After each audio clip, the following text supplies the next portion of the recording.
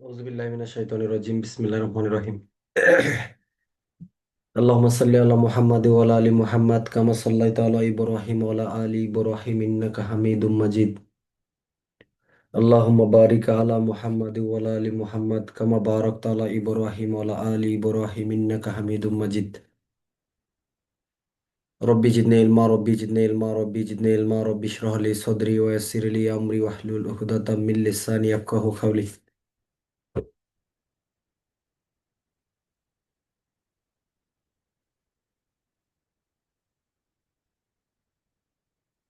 বিসমিল্লাহির রহমানির রহিম। আমাদের আজকে আলোচনা শুরু হবে দণ্ডবিধি আইন বা পেনাল কোড আইন 1860। আপনারা লক্ষ্য করবেন গত 2 বছর পরীক্ষার প্রশ্নের ক্ষেত্রে দণ্ডবিধি আইনের প্রশ্ন কিন্তু শুনতে পাচ্ছি। শোনা যাচ্ছে আমাকে? আচ্ছা, জাস্ট মিনিট।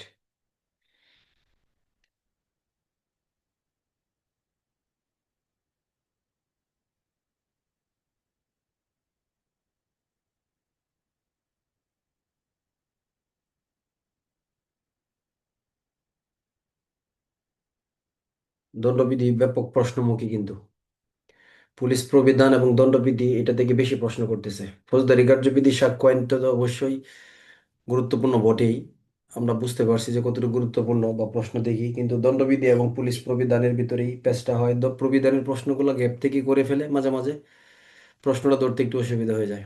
আর দণ্ডবিধির প্রশ্ন হচ্ছে এমন একটা প্রশ্ন যে আপনার মনে হবে এরকম জায়গা, কিন্তু আসলে জায়গাটা এরকম না। ঠিক আছে, প্রশ্নের পরীক্ষা ভালো হয়, পরীক্ষা ভালো হয়। পেনাল কোড লিখবেন, দণ্ডবিধি লিখতে অনেকে বানান ভুল করবে, কষ্ট হবে, আচ্ছা এগুলো পরে দেখা যাবে। তো দণ্ডবিধি জায়গাটা হচ্ছে এরকম, দণ্ডবিধি আইনটা যেরকম সহজ, এই দণ্ডবিধি আইনের ভিতরে যেরকম পাওয়ার, দণ্ডবিধি আইনের ভিতরে যেরকম আপনার পুলিশিং, ঠিক এই দণ্ডবিধি আইনের ভিতরেই আপনার পদোন্নতি পরীক্ষার রহস্য লুকায়িত। কারণ কি জানেন, দণ্ডবিধির প্রশ্নগুলো এমনভাবে আসে, এমনভাবে ব্যাখ্যামূলকভাবে করা হয়, মনে হয় যে এই দ্বারা নাকি এইটা হবে, নাকি কয়েকটা দ্বারা এরকম কাছাকাছি চলে আসে। এর ভিতরে এর ভিতরে যে ধারাগুলো আপনার দণ্ডবিধি আইনের প্রপারলি আমরা দেখে শুনে বুঝে ব্যবহার করতে পারি। একটা প্রশ্নের ভিতরে ধরেন দুইটা ধারা আসে দণ্ডবিধির বা রিলেটেড একটা ধারা, এই ধারাটা আমরা যদি প্রপারলি ব্যবহার করতে পারি তাহলে রেজাল্ট ভালো হবে। আর এটা হচ্ছে এরকম না আমি এটার সাথে 3-4 দিকে যাচ্ছে ধারাটা, তাহলে আমি 3-4টে ধারায় ব্যবহার করি, দেখা যাচ্ছে যে আপনার আসল ধারাটা লাস্টে পড়ে গেছে অথবা এটা দেনই নাই, এই জন্য পরীক্ষা খারাপ হয়। এই জন্য দণ্ডবিধি আইনটা আমরা পড়বো একদম অধ্যায় ভিত্তিক ভাবে পড়বো। এবং দণ্ডবিধি কিন্তু খুব সহজ একটা টেকনিক আছে দণ্ডবিধি আইনের জন্য। কেমন টেকনিক এগুলো আস্তে আস্তে বলতে হবে, একদিনে সব পড়া যাবে না, কারণ বড় আইন, 25টা অধ্যায় দণ্ডবিধি আইনের। আপনারা দেখবেন বইয়ের লাস্টে 23টা অধ্যায় দেওয়া আছে। কয়টা অধ্যায়? সর্বশেষ অধ্যায় দেখবেন 23টা অধ্যায়। সর্বশেষ অধ্যায় হলো একটাই ধারা, এটা হলো ফৌজদারি দণ্ডবিধি আইনের 511 ধারা, কিন্তু অধ্যায় কিন্তু কয়টা হবে? 25টা হবে দণ্ডবিধি আইনের। কারণ দুইটা শ টাইপের অধ্যায় আছে, দণ্ডবিধি 5-এর শ টাইপের ক অধ্যায়, আর এটা হলো 9-এর শ টাইপের ক অধ্যায়। তার মানে দুইটা অধ্যায় আমরা লাস্টের সংখ্যা মিলাইতে পারি না, কিন্তু ওই জন্য আমরা 23টা অধ্যায় বলি আর কি। আচ্ছা, এবং এই দণ্ডবিধি আইনের জন্য এক একটা জায়গা এক এক রকম, এক একটা জায়গা এক এক রকম। ধরেন কোনো অপরাধটা যদি এরকম হয় দণ্ডবিধি আইনের, যে অপরাধটা কোনো মানুষ, মানে মানুষ বলতে কোনো ব্যক্তির জীবন এবং দেহের বিরুদ্ধে, একটু প্রাথমিক ধারণাটা নেন, যে অপরাধটা কোনো মানুষের জীবন অথবা তার দেহ বা তার শরীরের বিরুদ্ধে অপরাধ, তাহলে দণ্ডবিধি আইনে ধরেন পেঁচানো প্রশ্ন, পুস্তক সহ পরীক্ষা, বা পুস্তক ব্যতীত আপনি পুরাটা আইন আপনাকে মাথায় আনার দরকার নেই। দণ্ডবিধি আইনের একদম সরাসরি চলে যাবেন 16 নম্বর অধ্যায়। কত নম্বর অধ্যায়? 16 নম্বর অধ্যায়। দণ্ডবিধি আইনের 299 থেকে 377, এটা মানুষের দেহ এবং শরীর এবং জীবনের বিরুদ্ধে অপরাধ, এখানে সব পাবেন। আচ্ছা, দণ্ডবিধি আইনের ধরেন কোনো প্রশ্ন আসলে এরকম, এগুলো আপনি নিজেই বুঝে ফেলবেন কয়দিন পরে। ঠিক আছে, কয়েকটা ক্লাস গেলে বুঝতে পারবেন ইনশাল্লাহ। চতুর্থ অধ্যায় থেকে যখন দণ্ডবিধি ঢুকবেন 76 ধারা থেকে, তখন দণ্ডবিধি পড়ার একটা আগ্রহ তৈরি হবে আপনার। ঠিক আছে, আর প্রচুর পরিমাণ প্রশ্ন বইয়ের কাজ করতে গিয়া বা আমরা সালের প্রশ্নগুলো পর্যালোচনা করে দেখি যে দণ্ডবিধি থেকে ব্যাপক পরিমাণ প্রশ্ন হচ্ছে। আচ্ছা, এবং দণ্ডবিধিটা এমন একটা আইন, এই দণ্ডবিধি আইনটা থেকে আমাদের যে প্রচলিত এখন বিভিন্ন মাইনর অ্যাক্টগুলো পড়ি, আপনার সড়ক পরিবহন বলেন, মাদকদ্রব্য আইন বলেন, তারপরে হচ্ছে আপনার ধরেন বিশেষ ক্ষমতা আইন বলেন, সাইবার সুরক্ষা অধ্যাদেশ বলেন, এই আইনগুলোর মূল উৎপত্তির জায়গা কোথায় জানেন? এগুলার, হ্যাঁ, উৎস হলো দণ্ডবিধি আইন। উৎস কি? দণ্ডবিধি আইন। তো বিভিন্ন মাইনর অ্যাক্টগুলো যেমন দণ্ডবিধি আইনের সংশোধনী এভাবে করা হয় নাই, এই জন্য বিভিন্ন যে মাইনর অ্যাক্টগুলো আছে এগুলাকে আবার এই এক একটা, যেমন দণ্ডবিধি আইনে কিন্তু আপনার এই রাজপথে বেপরোয়া গাড়ি চালায় মৃত্যু ঘটানো, গুরুতর জখম বা রাজপথে গাড়ি চালানোর জন্য তিনটা শাস্তির বিধান আছে। কয়টা শাস্তির বিধান আছে? তিনটা শাস্তির বিধান আছে। মিনিট, আগে যে আইনটা আমরা পড়বো এই আইন সম্পর্কে আমাদের বিশ্লেষণ করতে হবে যে আসলে এটা কিরকম আইন, এটা কিরকম হবে। এগুলো যদি আমরা ভালো করে বুঝতে পারি, মানে এটা ফিল্ড কিরকম হবে, তখন কিন্তু আমাদের আইনটা পড়তে ভালো লাগবে। অনেক আলোচনা, প্রাথমিক আলোচনা করতে গেলে, দাঁড়ান ফোনগুলো আমি একটু সাইলেন্ট করে নিই।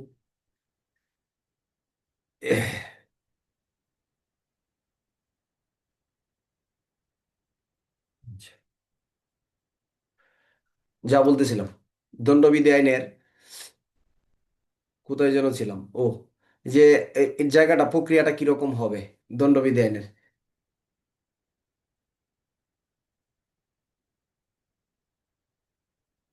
আচ্ছা, তো এখন ও প্রশ্নের প্রশ্নের প্রেক্ষাপটটা হবে যে, আচ্ছা আবার আগের জায়গাতে আসি, যে ধরুন অপরাধটা বলতেছিলাম যে এখন কোন সম্পত্তির বিরুদ্ধে কোনো অপরাধ, কিসের বিরুদ্ধে? যে দণ্ডবিধি আইনে কোথাও পাইছেন যে অপরাধটা সম্পত্তির বিরুদ্ধে হবে, তাহলে আপনি দণ্ডবিধি আইনের টোটাল খুঁজে লাভ নেই। দণ্ডবিধি আইনে সম্পত্তির বিরুদ্ধে যে অপরাধগুলা, দণ্ডবিধি 17 নম্বর অধ্যায়ে গেলে আপনি পেয়ে যাবেন 378 থেকে 462 খ ধারা।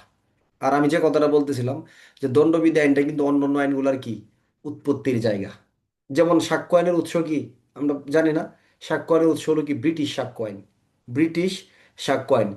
তাহলে এই দণ্ডবিধি আইনের তিনটা ধারা বলতেছিলাম, যে আপনার কি নিয়া, রাজপথে বেপরোয়া যদি কেউ কোনো ব্যক্তি গাড়ি চালায়, শুধু বেপরোয়া গাড়ি চালাচ্ছে, তার শাস্তি দণ্ডবিধি 279 দ্বারা। যদি রাজপথে বেপরোয়া গাড়ি চালায় মৃত্যু ঘটায় ফেলে, তার শাস্তি 304-এর খ দ্বারা। যদি রাজপথে বেপরোয়া গাড়ি চালায় জখম করে ফেলে, আঘাত করে ফেলে, তাহলে 338-এর ক দ্বারা। তাই না? এরকম না? তাহলে এইগুলা এই জায়গাগুলো থেকে পরবর্তীতে একটা আইনই তৈরি হয়ে গেল, কি আইন? সড়ক পরিবহন আইন। এটার আদলে গিয়া তারপরে আমরা যে সাইবার সুরক্ষা অধ্যাদেশগুলো পড়ি, সাইবারে কি আমরা প্রতারণা আছে, সাইবারে জালিয়াতি আছে, মানহানি আছে, আছে না? ডিজিটাল মাধ্যমে হইলে কি হবে? দণ্ডবিধি তো ডিজিটাল মাধ্যমে বলা নাই, সাইবার সুরক্ষা একটা আইন হয়ে গেল। তারপরে খাদ্যে ভেজাল মিশানো, ওষুধে ভেজাল মিশানো, তারপরে জাল নোট, এগুলো দণ্ডবিধি আইনে আছে না? আছে। এটা নিয়ে একটা আইন হয়ে গেল, বিশেষ ক্ষমতা আইন। বুঝাইতে পারছি বিষয়গুলা? অর্থাৎ এই বিশেষ ক্ষমতা যত আইনগুলো আছে উৎপত্তির জায়গাগুলো কিন্তু দণ্ডবিধি। এখন দণ্ডবিধি বেশি গুরুত্বপূর্ণ কেন?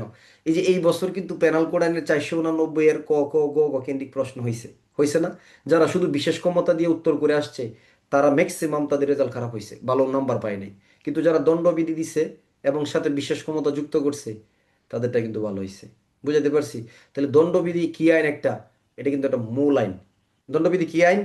এটা কিন্তু অবশ্যই মূল আইন। আর মূল আইনটাতে, মূল আইনগুলোর আবার বিভিন্ন ধরন হয়। তাহলে দণ্ডবিধির ধরনটা কিরকম হবে? এটা দণ্ডবিধি, এটা কি প্রসিডিউর অ্যাক্ট হবে, বা এটা কি কোনো বিশেষ আইন হবে, নাকি এটা কোনো স্থানীয় আইন হবে? এটা কি ধরনের আইন হবে দণ্ডবিধি আইনটা? কি ধরনের আইন হবে? আপনাদের মেসেজ লেখার অপশন মনে হয় বন্ধ, কারণ অনেকে, 1 মিনিট, জাস্ট,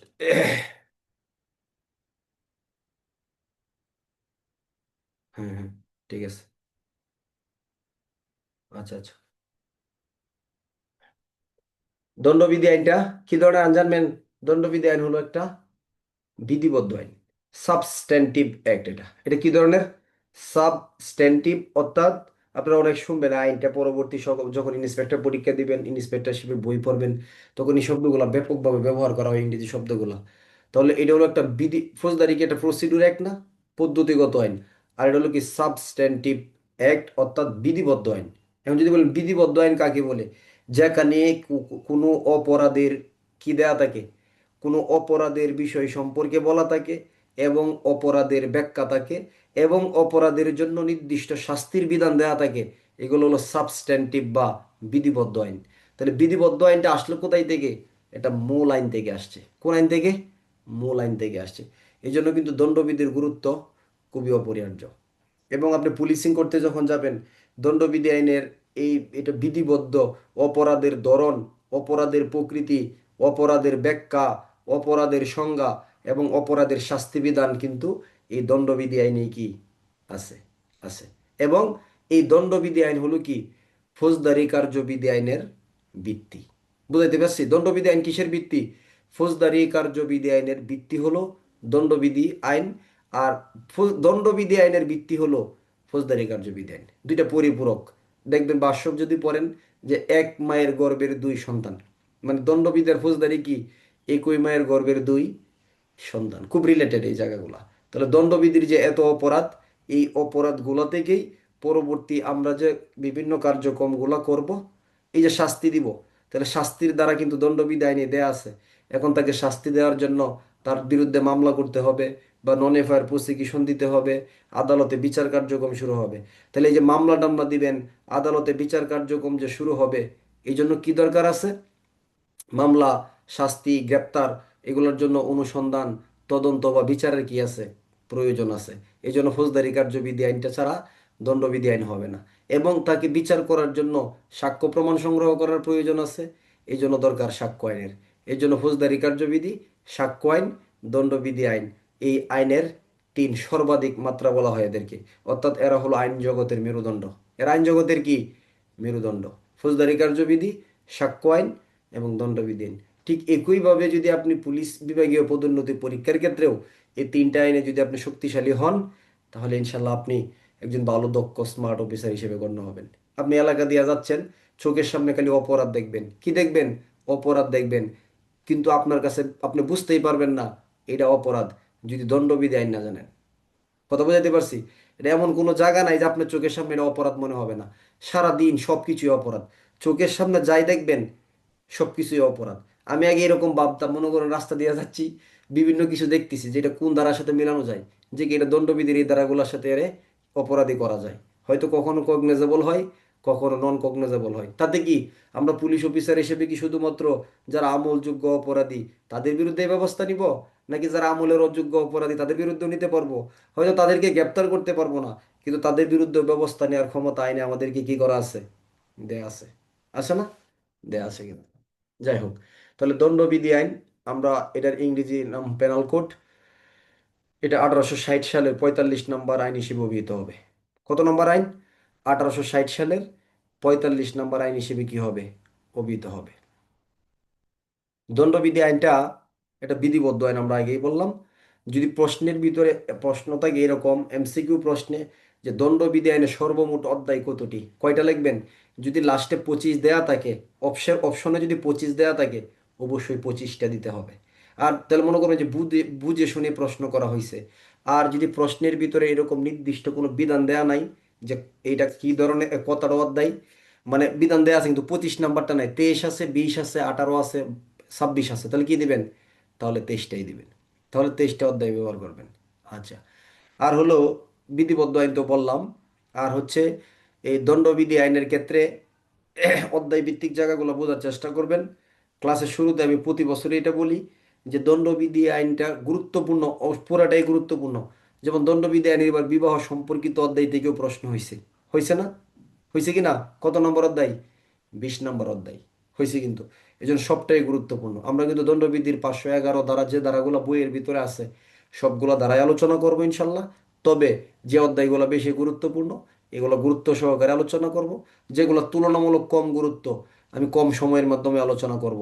এক এক ক্লাসে অনেকগুলো ধারা হয়ে যেতে পারে, কিন্তু ভালো প্রস্তুতি নেওয়ার লক্ষ্যে যেহেতু আপনারা আমাদের ক্লাসে জয়েন করেন সবসময়, তাহলে প্রস্তুতিটা ভালো নেওয়ার চেষ্টা করবেন। তাহলে ইনশাল্লাহ আশা করি এখান থেকে ভালো কিছু পাবেন। আর দণ্ডবিধি আইনের ক্ষেত্রে সবচেয়ে গুরুত্বপূর্ণ অধ্যায় এবং সবচেয়ে প্রশ্নমুখী অধ্যায় হলো দণ্ডবিধির 4, 5, দণ্ডবিধির 16 নম্বর, 17 নম্বর অধ্যায়। মানে আমি আপনাদেরকে প্রথমে সাজেশন দিচ্ছি। ধরেন যে মানে গুরুত্ব বলতে এটা গুরুত্বপূর্ণ চাইতেও গুরুত্বপূর্ণ, অতীব জরুরি এই অধ্যায়গুলা। কয় নাম্বার? দণ্ডবিধি আইনের সকল অধ্যায়গুলাই 3 তারকা বিশিষ্ট অধ্যায় ধরেন। তার ভিতরে আমরা 7 তারকা বিশিষ্ট অধ্যায়কে বের করবো 4টা। কয়টা? 4টে অধ্যায় লেগে রাখেন শর্ট নোটে বা পরে লিখবেন। চতুর্থ অধ্যায় দ্বারা হলো দণ্ডবিধি আইনের 76 থেকে 106 দ্বারা। এটা খুবই ইম্পর্টেন্ট অধ্যায়, প্রচুর প্রশ্নমুখী। দণ্ডবিধির আরেকটা অধ্যায় আছে, পঞ্চম অধ্যায় সহায়তা সম্পর্কিত। এটা টোটাল দণ্ডবিধি আইনটাকে ক্যাপচার করে। দণ্ডবিধি আইনের দ্বারা হবে 107 থেকে শুরু করে দণ্ডবিধি আইনের 120 পর্যন্ত এই অধ্যায়টা। এরপরে দণ্ডবিধি আইনের 7 তারকা বিশিষ্ট অধ্যায় 16 নম্বর অধ্যায় 299 ধারা থেকে দণ্ডবিধি আইনের 377 ধারা। এরপরে দণ্ডবিধি 7 তারকা বিশিষ্ট আরেকটা অধ্যায় হলো দণ্ডবিধি আইনের সম্পত্তির বিরুদ্ধে অপরাধ। কিসের? সম্পত্তির বিরুদ্ধে অপরাধ সংগঠিত, ধারা হলো 378 থেকে 462 খ। এই 4টে হলো 7 তারকা বিশিষ্ট অধ্যায়। এটা একদম দণ্ডবিধির সর্বাধিক প্রশ্নমুখী জায়গা। এরপর দণ্ডবিধি আইনের 4টে অধ্যায় হলো 5 তারকা বিশিষ্ট অধ্যায়। আপনি সারা জীবন এগুলো রিচার্জ করেন, এর বাইরে আপনি কোনো গুরুত্ব বের করতে পারবেন না। মানে এগুলার 85% সম্ভাবনা থাকে এই অধ্যায়গুলো যেগুলো বলতেছি। তাহলে প্রথম 4টে 5 তারকা বিশিষ্ট অধ্যায় নেবেন 4টা, 8, 9, 10, 11। কত? 8, 9, 10, 11। 8 নম্বর অধ্যায় দণ্ডবিধি আইনের দ্বারা হবে 140 থেকে দণ্ডবিধি আইনের 141 থেকে দণ্ডবিধি আইনের 160। অষ্টম অধ্যায় নবম অধ্যায় দ্বারা হবে দণ্ডবিধির 161 থেকে দণ্ডবিধি আইনের 171 পর্যন্ত। দশম অধ্যায়ের দ্বারা হবে দণ্ডবিধি আইনের 172 থেকে দণ্ডবিধি আইনের 190 পর্যন্ত। 11 নম্বর অধ্যায়ের দ্বারা হবে দণ্ডবিধি আইনের 191 থেকে 229 ধারা পর্যন্ত। কত? 229 ধারা পর্যন্ত। এই কটা দ্বারা বললাম? 8টা। 8টা। এর পরের জায়গাটা গুরুত্বপূর্ণ 2টা অধ্যায়। দণ্ডবিধি আইনের 21 নম্বর অধ্যায়, এটা হলো মানহানি সম্পর্কিত, 499 ধারা থেকে 502 ধারা, খুব প্রশ্নমুখী। 22 নম্বর অধ্যায় দণ্ডবিধি আইনের 503 থেকে 510 পর্যন্ত। কয়টা অধ্যায় বললাম? এই 10টা অধ্যায়। এই 10টা অধ্যায় দণ্ডবিধি আইনের সবচাইতে সবচাইতে বলতে আপনার ধরেন 95% প্রশ্নমুখী। আর বাকি যে জায়গাগুলো আছে ওগুলো গুরুত্বপূর্ণ বটে, তবে এগুলোর মতো এতটা বেশি না। বুঝাতে পারছি? এখন যদি আপনি আজকেই বলেন যে আমি শুধু এই অধ্যায়গুলোই পড়বো আরগুলো পড়বো না, তাহলে কিন্তু ভুল করবেন। আমি গুরুত্ব বুঝাইছি আপনাকে। কি বুঝাইছি? গুরুত্ব, যেগুলোকে আমরা বেশি ফোকাস করব। আপনি বিগত বছরের এমসিকিউ দেখেন, লিখিত প্রশ্ন দেখেন, শুধু তখন থেকে না, সে 1991 সাল থেকে সালের প্রশ্ন দেখা শুরু করেন 2025 পর্যন্ত এই অধ্যায়গুলোর ভিতরেই প্রশ্ন। বিচ্ছিন্ন কিছু ঘটনা ঘটলে ঘটতে পারে, সেটা ভিন্ন কথা। সেটা কি? সেটা ভিন্ন, কিন্তু আমরা সবটাই পড়বো, কারণ এমসিকিউ কিন্তু যে কোনো জায়গার জন্য হতে পারে। আচ্ছা, আর কষ্ট করে হলেও দণ্ডবিধি আইনের অধ্যায় ভিত্তিক বোঝার চেষ্টা করবেন, তাহলে খুব সহজে দণ্ডবিধির প্রশ্ন কি করতে পারবেন? দিতে পারবেন। খুব সহজে দণ্ডবিধির প্রশ্ন একদম জায়গা মতো কি করতে পারবেন? টাচ করতে পারবেন। ঠিক আছে? আমি ওই দিয়ে একটা ফেসবুকে 2-5-7 মিনিটের ভিডিও দিয়েছিলাম, একটু বলছিলাম আমি শর্টে মনে হয়, যে আপনার এই একই বাধা সম্পর্কিত কত ধরনের শাস্তির বিধান, একই ধরনের তথ্য বা সংবাদ দেয়া বা না দেওয়ার জন্য কত ধরনের শাস্তির বিধান, ঠিক অনেকগুলা জায়গা আছে এরকম, আপনার কি হয়ে যাবে? পরিবর্তন হয়ে যাবে দাঁড়ার। আচ্ছা, তাহলে দণ্ডবিধি আইনটা প্রথম 1834 সালের একটা খসড়া হয়েছিল। দণ্ডবিধি আইনের প্রবর্তক হলো স্যার, কে এটা? মেকুলে, স্যার লর্ড মেকুলে। এবং ওনার সাথে আপনার মেকুলেন, এন্ডারসন, কয়েকজন 4জন সমন্বয়ে একটা কমিটি গঠন করা হয়েছিল। প্রথম ল কমিশন গঠন হয়েছে কত সালে জানেন? আইন কমিশন গঠন হয়েছে প্রথমে 1833 সালে। পরবর্তীতে 1834 সালে একটা এই দণ্ডবিধির খসড়া প্রণয়ন করছে। কমিটিতে কয়েকজন ছিল, তার ভিতরে প্রধান ছিল হলো স্যার লর্ড মেকুলে। উনি হলো দণ্ডবিধি আইনের জনক বা প্রবর্তক, মূল খসড়া প্রণয়নকারী। আচ্ছা, এটা অনেক হিস্টোরি। পরবর্তী সময় বিভিন্ন এটাকে আইন করার জন্য তারা চেষ্টা করছে, হয় নাই। পরবর্তীতে ওইভাবেই ছিল, এ দণ্ডবিধি আইন নামে অভিহিত হয় নাই। এটার নাম কি ছিল? ম্যাকলে কোড ছিল। দণ্ডবিধি আইনের প্রাচীন নাম কি? বলবেন ম্যাকলে কোড। এটার নাম কি ছিল? ম্যাকলে কোড হিসেবে অভিহিত ছিল। পরবর্তী সময় গিয়ে এই 1833 থেকে গিয়ে পরবর্তীতে এটা আপনার, তখন তো আপনার এই ব্রিটিশ ভারতীয় উপমহাদেশের যে ব্রিটিশদের রাজ্য চলে চলে না তখন, 1856 সালে এটা ভারতীয় বিধানসভায় একটা আইন করার জন্য পূর্ণাঙ্গ রূপে প্রস্তাব প্রদান করা হয়। যখন প্রস্তাব দেওয়া হয়, এটা থেকে 4 বছর পর্যালোচনা গবেষণা করার পর 1860 সালের 1860 সালের অক্টোবর মাসের 6 তারিখে কত? অক্টোবর মাসের 6 তারিখে এটা পেনাল কোড আইন হিসেবে 45 নম্বর আইন হিসেবে স্বীকৃতি প্রদান করা হয়। কি করা হয়? স্বীকৃতি প্রদান করা হয়। তখন এটা ভারত রাষ্ট্রে ভারতীয় বা আইপিসি পেনাল কোড 1862 সালের 1 জানুয়ারি থেকে এটা ইন্ডিয়ান পেনাল কোড বা আইপিসি বা ভারতীয় দণ্ডবিধি আইন হিসেবে চলমান। তখন আবার যখন ভারত থেকে পাকিস্তান রাষ্ট্রের বিভাজন হলো, তখন কত সালে ভারত থেকে পাকিস্তান আলাদা রাষ্ট্র হয়ে গেল না? কত সালে? 1947 সালে। তখন 47 সালে এটার নাম হয় পিপিসি বা পাকিস্তান পেনাল কোড। তাহলে বুঝতে হবে ভারতীয় দণ্ডবিধি যেটা, পাকিস্তান বা আপনার পাকিস্তানের দণ্ডবিধি একটাই। পাকিস্তানে 1847 সালে। তারপরে আবার 1847 সালে পাকিস্তান থেকে ভাগ হয়ে গেল আমাদের বাংলাদেশ। কত সালে? 1971 সালে। কত সালে? 1971 সালে। তো 1971 সালে যখন বাংলাদেশ রাষ্ট্রের জন্ম হলো, তখন 1972 সালে আপনার 22শে মে রাষ্ট্রপতির 48 নম্বর অধ্যাদেশে বাংলাদেশে এটা স্থায়ী দণ্ডবিধি আইন হিসেবে কি হয়? স্বীকৃতি হয় বা অভিহিত হয়। তাহলে আমরা কি বাংলাদেশ এই দণ্ডবিধিটা কি কত সাল বলবো আমরা? মূল কিন্তু 1860 সালে। তাহলে দণ্ডবিধি আইন কত সালের আইন? 1860 সালের আইন। কত নম্বর আইন? 45 নম্বর আইন। এবং এটা 1860 সালের যদিও বা 45 নম্বর আইন, তাহলে বাংলাদেশে এই আইন কার্যকর হয় কবে থেকে বলবেন? 1972 সালের 22শে মে। কত? 22শে মে থেকে। 1972 সালের 22শে মে থেকে রাষ্ট্রপতির 48 নম্বর যে আদেশে এটা বাংলাদেশে কি আইন হিসেবে? দণ্ডবিধি আইন হিসেবে বা পেনাল কোড আইন হিসেবে একটা অস্থায়ী আইন নাকি স্থায়ী আইন বাংলাদেশে? বাংলাদেশে স্থায়ী আইন হিসেবে গণ্য হবে দণ্ডবিধি আইনের। তাহলে 1800, তাহলে দণ্ডবিধি আইনের নাম হলো 1860। আর যদি বলা হয় এটা বাংলাদেশে কবে থেকে হয়েছে, তাহলে স্পষ্ট আপনাকে বলতে হবে 1972 সালে। কেন? কারণ বাংলাদেশ তো আগে ছিলই না। 1971 সালে হয়েছে। 72 সালের মে মাসের 22 তারিখ থেকে রাষ্ট্রপতির 48 নম্বর আদেশে এটা স্থায়ী দণ্ডবিধি আইন হিসেবে বাংলাদেশে কি হবে? কার্যকর হবে। তাহলে দণ্ডবিধি আইন কি বাংলাদেশে স্থায়ী আইন না অস্থায়ী আইন? অস্থায়ী আইন। আপনারা দেখবেন যদি বলে যে কোনো ব্যক্তিকে মৃত্যুদণ্ড হয় ভারতের আইনে, তাহলে দেখবেন ওইখানেও কিন্তু দণ্ডবিধি 302 বলতেছে। আইপিসি কি বলে? 302। ভারতীয় মুভি দেখলে দেখবেন দেয় না মৃত্যুদণ্ড। যদি পাকিস্তানের কোনো মুভি দেখেন, ওইখানেও দেখবেন 302 দ্বারাই মৃত্যুদণ্ড দিচ্ছে। বাংলাদেশেও যদি খুনের শাস্তি মৃত্যুদণ্ড দেয় 302 দ্বারাই। কত দ্বারাই? 302 দ্বারাই। বুঝাইতে পারছি বিষয়টা? এটা হলো প্রাথমিক একটা আলোচনা। আরো অনেক লম্বা আলোচনা আছে এই দণ্ডবিধি নিয়ে, তাহলে আমরা দ্বারা আগাইতে পারবো না এটা। তাহলে এতক্ষণ যে আমরা আলোচনাগুলো করলাম, এগুলো হলো আমাদের দণ্ডবিধি আইন সম্পর্কে একটা ছোট্ট ধারণা, তাই না? আর এই আইনটার অধ্যায় আমরা কয়টা পড়বো? 25টা অধ্যায় পড়বো। এবং অধ্যায়ের গুরুত্ব যেগুলো বলছি মনে আছে তো? মনে না থাকলেও চলবে, পড়ার সময় আপনি বুঝতে পারবেন আসলে এই অধ্যায়টা গুরুত্বপূর্ণ। আসলে কি এই অধ্যায়টা গুরুত্বপূর্ণ? যতগুলো আইন পড়বেন পদোন্নতি পরীক্ষার জন্য, সবচাইতে সহজ এবং সবচাইতে শক্তিশালী আইন হলো দণ্ডবিধি আইন। সবচেয়ে সহজ এবং সবচেয়ে কি শক্তিশালী। আপনাকে বুঝতে হবে এই ধারাগুলোর প্রয়োগটা আসলে কি রকম, তখন গিয়ে আপনি এই সম্পর্কে পরীক্ষার প্রশ্ন চলে মানে সঠিক উত্তরটা দিতে পারবেন।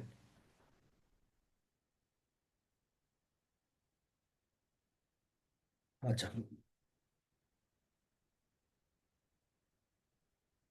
তাহলে আমাদের আলোচনা শুরু করা যাক দণ্ডবিধি আইনের প্রথম অধ্যায় থেকে। কোন অধ্যায় থেকে? প্রথম অধ্যায় থেকে আমরা আলোচনা শুরু করব। অফিসিয়াল ফোন, এক মিনিট, মেসেজটা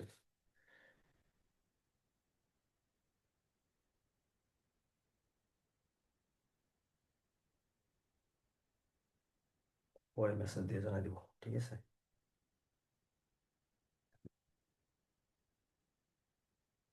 আচ্ছা, তাহলে আমরা শুরু করি দণ্ডবিধি আইনের প্রথম অধ্যায়। এটা হলো প্রারম্ভিক অধ্যায় বা সূচনা বা অবতরণিকা যাই বলেন। দণ্ডবিধানের প্রথম অধ্যায়ের ধারা হলো 1 থেকে 5 ধারা পর্যন্ত। কত ধারা? 5 ধারা।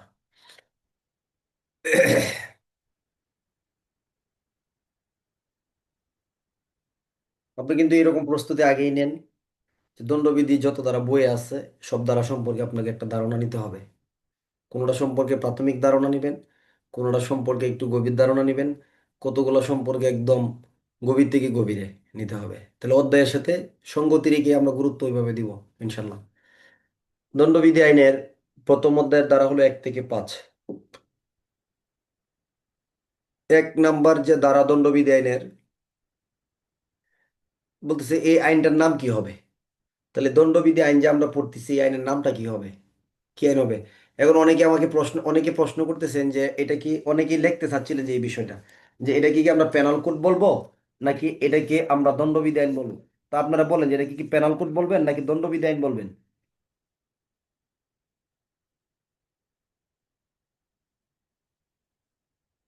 এটা কি পেনাল কোড আইন বলবেন নাকি দণ্ডবিধি আইন বলবেন? তাহলে উত্তর হলো, পেনাল কোড হলো ইংরেজি শব্দ, তাই না? ইংরেজি শব্দ, অর্থাৎ বাংলা শব্দ হলো দণ্ডবিধি। এখন পরীক্ষার খাতায় যখন আপনি লিখবেন দণ্ডবিধি, তখন কিন্তু বানান ভুল করবে অনেকেই। দণ্ডবিধি বানানে কিন্তু মধ্যাহ্নর সাথে ডয় যুক্ত হয়, তাই না? তাহলে আপনি পেনাল কোড লিখবেন। পেনাল কোড লিখতে গেলে আপনার কোনো অসুবিধা নাই এবং সহজেই লিখতে পারবেন পেনাল কোড। আমরা কিছু জিনিস নিয়ে অনেক জটিলতা সৃষ্টি করি, যে পেনাল কোড লিখবো না দণ্ডবিধি লিখবো, যে এটা কি ফৌজদারি লিখবো নাকি ফো কাবি লিখবো। দ্বারা যদি ঠিক থাকে, এই সমস্ত বিষয়ের জন্য আপনার নাম্বার কমার কোনো সুযোগ নাই। তবে পুলিশ হেডকোয়ার্টার একটা নির্দেশনা আছে, কি জানেন? পিআরবি যেন না লিখি। কি না লিখি? পিআরবি শব্দটা যেন ব্যবহার না করি। এই সম্পর্কিত পুলিশ হেডকোয়ার্টার নির্দেশনা পাওয়া যায় যখন পিটিসিতে ট্রেনিং করতে যাবেন, পদোন্নতি পরীক্ষার সিরিয়ালে থাকার পর। তখন আপনাদেরকে এই নির্দেশনাটা দিবে যে এখানে কি করা যাবে না, পিআরবি শব্দটা ব্যবহার করা যাবে না। তাহলে পিআরবি শব্দটা ব্যবহার করা যাবে না কেন জানেন? যখন পাকিস্তান থেকে বাংলাদেশ রাষ্ট্র আলাদা ভাগ হয়েছে, তখন এটা সাংবিধানিক একটা বিধান আছে, পরে আলোচনা করবো, লম্বা হয়ে যাবে এটা। এখানে চারটা শব্দ ব্যবহার করা যাবে না। মানে বাংলাদেশের কোনো আইন অধ্যাদেশ প্রণয়ন করার ক্ষেত্রে চারটা শব্দ বাংলাদেশে ব্যবহার করা যাবে না। তার ভিতরে একটা শব্দ হলো বেঙ্গল। একটা শব্দ কি? বেঙ্গল। তাহলে এই পুই আর বি যদি আমরা বলি, তাহলে কিন্তু চলে আসে পুলিশ রেগুলেশন বেঙ্গল। বুঝছেন? তাহলে এটা রাষ্ট্রদ্রোহ। এটা কি? এটা রাষ্ট্রদ্রোহ হবে। অর্থাৎ বাংলাদেশের কোনো আইনি প্রক্রিয়ার কোনো কার্যক্রমের ক্ষেত্রে বেঙ্গল শব্দটা ব্যবহার করা, মানে কোনো আইন করার ক্ষেত্রে বলছে যে বেঙ্গল শব্দ ব্যবহার করা যাবে না। এই জন্য পিআরবি বলতে কি করে?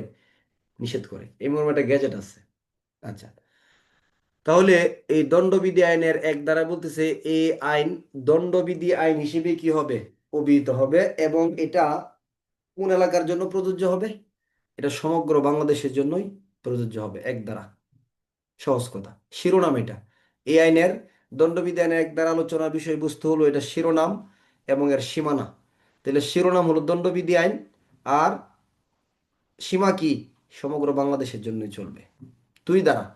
এগুলা আমরা আজকে অনেকগুলো দ্বারা আলোচনা করব, যেহেতু প্রারম্ভিক অধ্যায়। এরপর হলো ব্যাখ্যা। প্রথম অধ্যায় হলো প্রারম্ভিক 1 থেকে 5। দ্বিতীয় অধ্যায় হলো ব্যাখ্যা, দ্বারা হলো 2 থেকে আপনার দণ্ডবিধি আইনের পর্যন্ত, একদম 52 টাইপের ক পর্যন্ত। ঠিক আছে? অর্থাৎ আশ্রয়দান পর্যন্ত। এরপরে তৃতীয় অধ্যায় হলো আপনার দণ্ডে সম্পর্কিত, মানে দণ্ড সম্পর্কিত। ঠিক আছে? দ্বারা হবে একদম 53 থেকে 75 পর্যন্ত। অধ্যায় ভিত্তিকভাবে আমরা পড়ার চেষ্টা করব, কারণ দণ্ডবিধির অনেকগুলো অধ্যায় থেকে এমসিকিউ প্রশ্ন হয়েছে, যে এই বিষয়ে আলোচনা দণ্ডবিধি আইনের কত থেকে কত ধারা, কত থেকে কত ধারা। আচ্ছা, তাহলে 2 ধারা। বাংলাদেশের ভিতরে যদি আপনি কোনো অপরাধ করেন, কোন আইনের? এই আইনের, দণ্ডবিধি আইনের অধীনে কোনো অপরাধ বাংলাদেশে করছেন, কি অপরাধ? দণ্ডবিধি: চুরি, ডাকাতি, দস্যুতা, অনিষ্ট, খুন, অপরাধজনক নরহত্যা, প্রতারণা, মানহানি, ব্যভিচার, জালিয়াতি, আছে না অপরাধ? তাহলে দণ্ডবিধানের 2 ধারা বলতেছে যদি কোনো ব্যক্তি বাংলাদেশের ভিতরে এই আইনের বিরুদ্ধে কোনো অপরাধ করে, তাহলে দণ্ডবিধানের 2 ধারা বলতেছে এই বাংলাদেশে তার এই আইনের অধীনে অপরাধের জন্য কি করা যাবে? তার বিচার করা যাবে। তাহলে বাংলাদেশের যদি কোনো ব্যক্তি এই আইনের বিধানের পরিপন্থী কোনো কার্য করে, তাহলে এটার জন্য বাংলাদেশের ভিতরেই তাকে কি করা যাবে? দণ্ড দেওয়া যাবে। তাহলে দণ্ডবিধি আইন তো দণ্ডের বিধান, তাই না? দণ্ডের বিধান। তাহলে আপনি বাংলাদেশে দণ্ডবিধি আইনের অধীনে কোনো অপরাধ করলে আপনাকে বাংলাদেশে দণ্ড দেওয়া যাবে না। আমি যদি বাংলাদেশে ডাকাতি করি, তাহলে ডাকাতির শাস্তি কত দাঁড়ায়? দণ্ডবিধি 395 দাঁড়ায়। তাহলে আমাকে দেওয়া যাবে না? দেওয়া যাবে কি না? দণ্ডবিধি আইনে 395 দ্বারা আমাকে কি করতে পারবে? তার মানে বোঝা যাচ্ছে এই যে আমরা এই ধারাগুলো পড়বো, এখানে 511টা ধারা, লাস্ট ধারা, সবগুলাই তো শাস্তির না, কতগুলো সংজ্ঞার। তাহলে এই আইনের অধীনে কোনো অপরাধ যদি কোনো ব্যক্তি বাংলাদেশের ভিতরেই করে, তাহলে বাংলাদেশের ভিতরেই তাকে কি করা যাবে? দণ্ড দেওয়া যাবে। তাহলে চুরির শাস্তি কত বছর?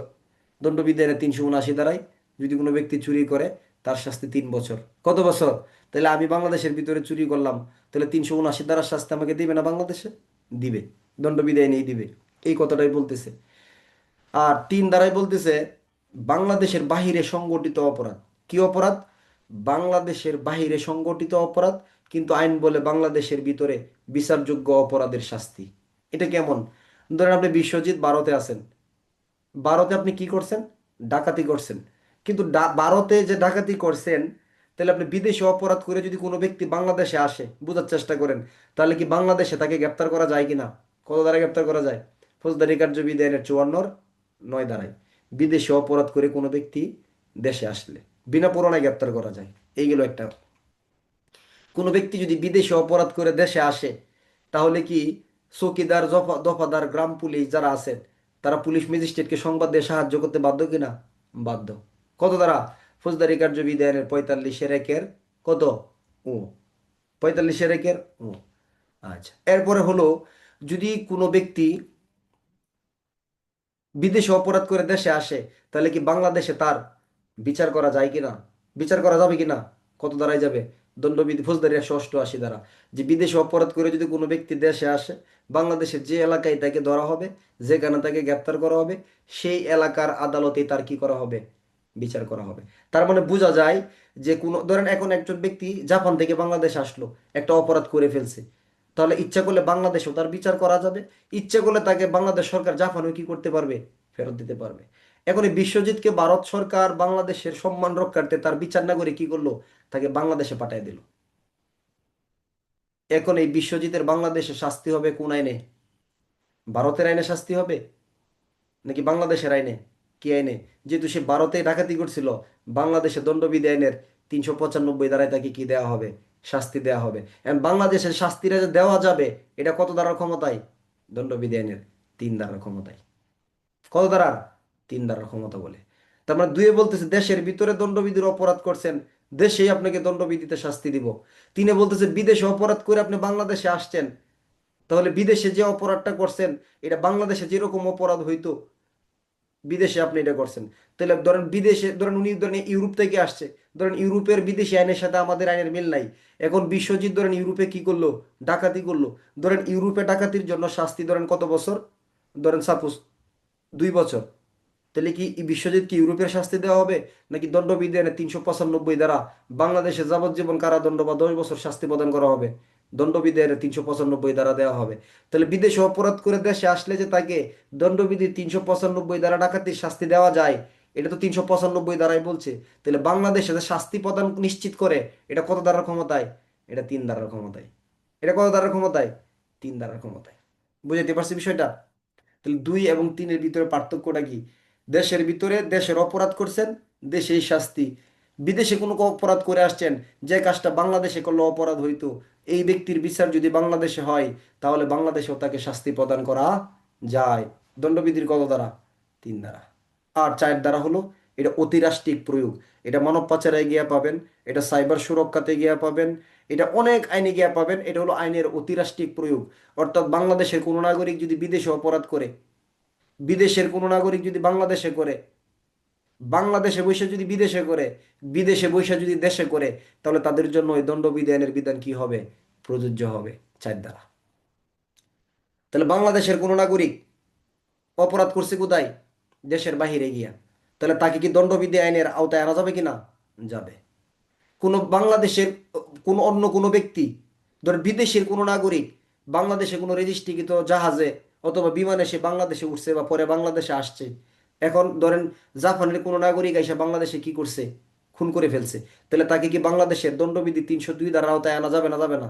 যাবে। অর্থাৎ 4 ধারাই বলতেছে এটা অতিরাষ্ট্রিক প্রয়োগ। শরীফুল আমেরিকায় বৈশা দণ্ডবিধি আইনের অধীনে কোনো অপরাধ করুক, ওই দেশেই করুক, তাকেও এই আইনের অধীনে আনা যাবে। শরীফুল বাংলাদেশে বসে আমেরিকায় এই আইনের কোনো অপরাধ করুক বা সহায়তা করুক, তাকে এই আইনের অধীনে আনা যাবে। আপনি রবিন, আপনি একজন বিদেশি নাগরিক, আপনি বিদেশে বসে বাংলাদেশের দণ্ডবিধির অপরাধ করতেছেন, আপনাকে এই আইনের ক্যাপচার করা যাবে। আপনি বিদেশি নাগরিক বাংলাদেশে বসে এই আইনের অধীনে অপরাধ করতেছেন, আপনাকে এই আইনের আওতায়ভুক্ত এনে শাস্তি প্রদান করা যাবে। অর্থাৎ এটা বোঝাচ্ছে আইনের অতিরাষ্ট্রিক প্রয়োগ। দেশের নাগরিক বিদেশে বসে করুক, বিদেশে বৈশা দেশে করুক, বিদেশের নাগরিক বাংলাদেশে আইসা করুক, যেই করুক, তাকে এই দণ্ডবিধির আওতায় ফেলে শাস্তির আওতায়ভুক্ত আনা যাবে। ধারা কত? দণ্ডবিধি আইনের 4 ধারা। ক ধারা?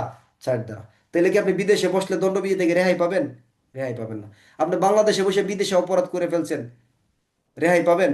আপনি এখানে বৈশা ভারতে একজন ব্যক্তিকে খুন করার জন্য বাংলাদেশে বসে সহায়তা করছেন, বাংলাদেশে বসে সহায়তা করছেন, আপনি রেহাই পাবেন না। আপনাকে সহায়তার অধ্যায় উদাহরণই দেওয়া আছে যে কোন একজন ব্যক্তি ভারতে বৈশা বাংলাদেশের নাগরিককে খুন 108-এর কোতে দেখবেন দণ্ডবিধিতে বলা আছে যে দেশে বৈশা বিদেশে বা বিদেশে বৈশা দেশে খুন করার জন্য সহায়তা করছে, তাহলে 108-এর কর সাথে যে অপরাধটা সংগঠিত হবে সেই শাস্তির সাথে তাকে কি করা হবে, যুক্ত করা হবে। দণ্ডবিধি আইনের একটা অধ্যায় আছে, এই অধ্যায়টা গিয়া দণ্ডবিধির ম্যাক্সিমাম লোকের জন্য কি হয়, একটু পেঁচানো হয়।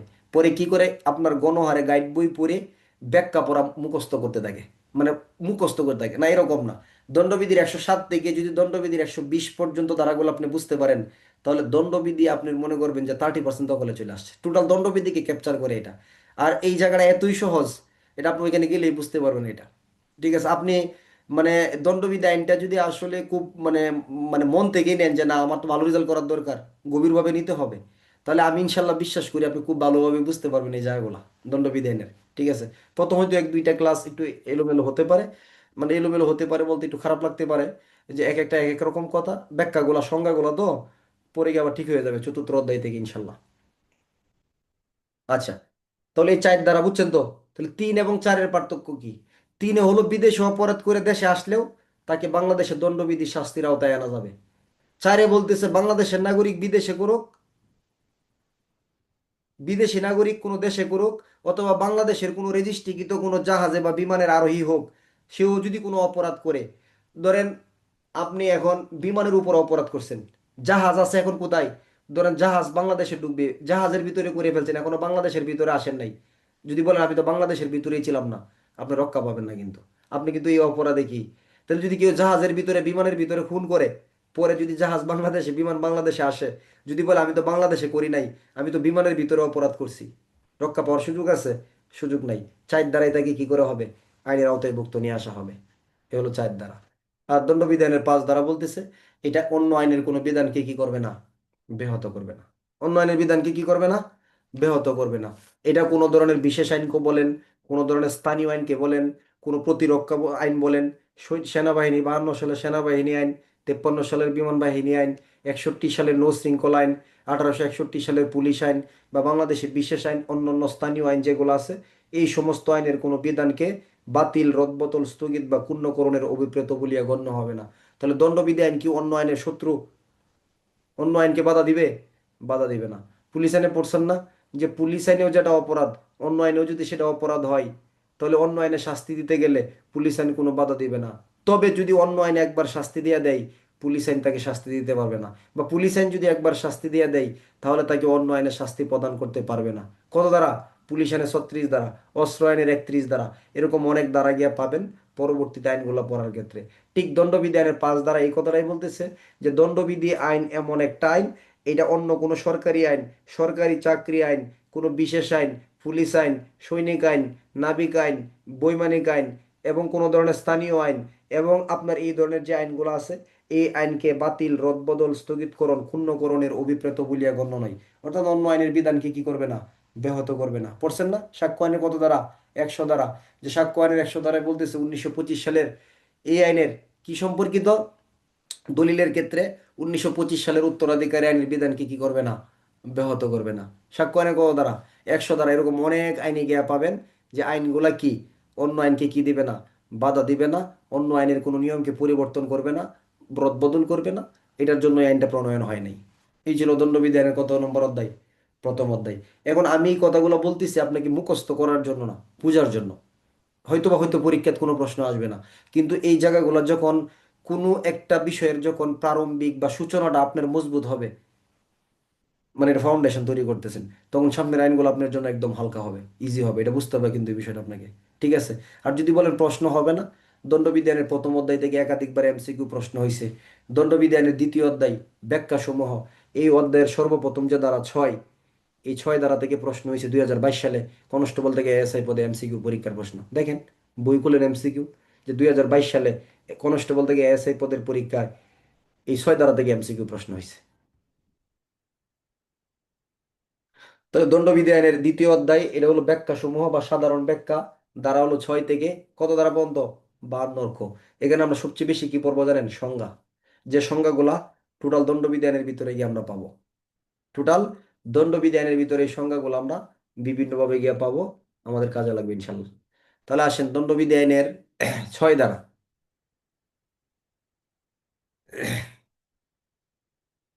যদি একটা প্রশ্ন করা হয় যে সকল আঘাত অপরাধ নয়, কি লিখবেন উত্তর?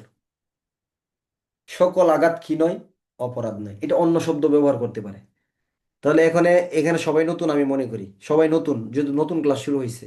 সবাই নতুন না? নতুন। কিন্তু এরকমও তো আছেন আগে পরীক্ষায় অংশগ্রহণ করছেন, এমনও তো আছেন অনেকে এএসআই হয়েছেন। এএসআই তো অনেকে, ইভেন অনেক সাব ইন্সপেক্টর স্যাররা ক্লাস করে নিয়ে পেয়েছে ইন্সপেক্টরশিপ পরীক্ষা দেওয়ার লক্ষ্যে, অনেকেই যুক্ত আছেন। আমার পরিচিত অনেক সাব ইন্সপেক্টর স্যাররা আছেন। এখন প্রশ্ন হলো এটা যে আপনার এই যে সকল আঘাত অপরাধ নয়, পরীক্ষার হলে কি এই প্রশ্নটা পাইছেন? ব্যাখ্যা করুন, কি লিখবেন? আঘাতের জায়গা খুঁজলে সারাদিন উত্তর খুঁজে পাবেন না। প্রশ্ন খুঁজতে হবে কোথায় জানেন? যে সকল আঘাত যেহেতু অপরাধ নয়, তাহলে আপনাকে বুঝতে হবে এটা সাধারণ ব্যতিক্রমের জায়গা। দণ্ডবিধি আইনের একটা চতুর্থ অধ্যায়ের দুইটা অংশ, একটা হলো জেনারেল এক্সেপশন, আর একটা হলো the right of private defence. 75 থেকে 96, 76 থেকে 95 হলো জেনারেল এক্সেপশন, সাধারণ ব্যতিক্রম। আর 96 থেকে 106 হলো the right of private defence, প্রতিরক্ষার ব্যক্তিগত অধিকার। আচ্ছা, তাহলে এই দুইটা অংশই কিন্তু আমাদের পদোন্নতি পরীক্ষার ব্যাপক প্রশ্নমুখী। তাহলে সাধারণ ব্যতিক্রম মানে কি? সাধারণ ব্যতিক্রম মানে হলো এমন একটা জায়গা যে সে এক্সেপশনাল। সে কি? এক্সেপশনাল। তো এক্সেপশনাল কি? যেমন ধরেন আপনি পুলিশের চাকরির জন্য দাঁড়াচ্ছেন মাঠে, এখন উচ্চতা কতটুক? 5 ফুট 6। সাপোজ 5 ফুট 6 লাগে না ভর্তি হইতে গেলে সাধারণ কোটায়? 6 মিনিমাম সাইজ। এখন এক এক লাইনে আসতেছে, দেখছে 5 ফুট 6 যদি হচ্ছে, ভিতরে ঢুকতে পারতেছে না, এলে বাতিল। এখন একজন ব্যক্তি দেখা যাচ্ছে 5 ফুট 4 ইঞ্চি, তাকেও কিন্তু ভিতরে ঢুকায় ফেলছে কেন? কারণ সে ব্যতিক্রম, কারণ তার কোটা আছে। তার কি আছে? তার কোনো কোটা আছে। তাহলে সে একটু ব্যতিক্রম হইলো না? সে কিন্তু ব্যতিক্রম হয়ে গেল। মানে তার একটা, এটা এটা জেনারেল এক্সেপশন, মানে সাধারণের চাইতে একটু ব্যতিক্রম ধর্মী একটা জায়গা। ঠিক ধরেন আমি যদি আপনাকে মারাত্মকভাবে আঘাত করি। আচ্ছা, আমি একটু প্রশ্নই করে ফেলাই, ধরেন পুরাতনদের জন্য এই প্রশ্ন, নতুনদের জন্য না। ধরেন শরীফুল নামক ব্যক্তি, দেখেন মানে দণ্ডবিধির ভুল কোথায় আছে আপনার। পুরাতন যারা আছেন তারা এই প্রশ্নের উত্তর দিতে পারবেন, কিন্তু ভুলও করবেন। কেমনে ভুল করবেন দেখবেন। দেন আমি একটু মেসেজ অপশনটা খুলে দিই। সবাই লেখেন, সবাই লেখেন। যেহেতু পরীক্ষা দিছেন, যেহেতু আগে স্টুডেন্ট ছিলেন, এবং অনেকে 1-2 বছর আগে থেকে পড়া শুরু করছেন, অনেকে এসআই হয়েছেন, তাহলে প্রশ্নের উত্তর দিন। একদম সিম্পল একটা প্রশ্ন করতেছে দণ্ডবিধি আইনের, উত্তর দেবেন। আচ্ছা, শরীফুল নামক ব্যক্তি, আমি দ্বারাসহ বলে দিব, আপনারা এমসিকিউ প্রশ্ন করবো, আগে উত্তর দেবেন না, দ্বারাসহ বলে দিব, আপনারা উত্তর দিবেন যে ভুলটা আসলে কোথায় হয় আমাদের। শরীফুল নামক ব্যক্তি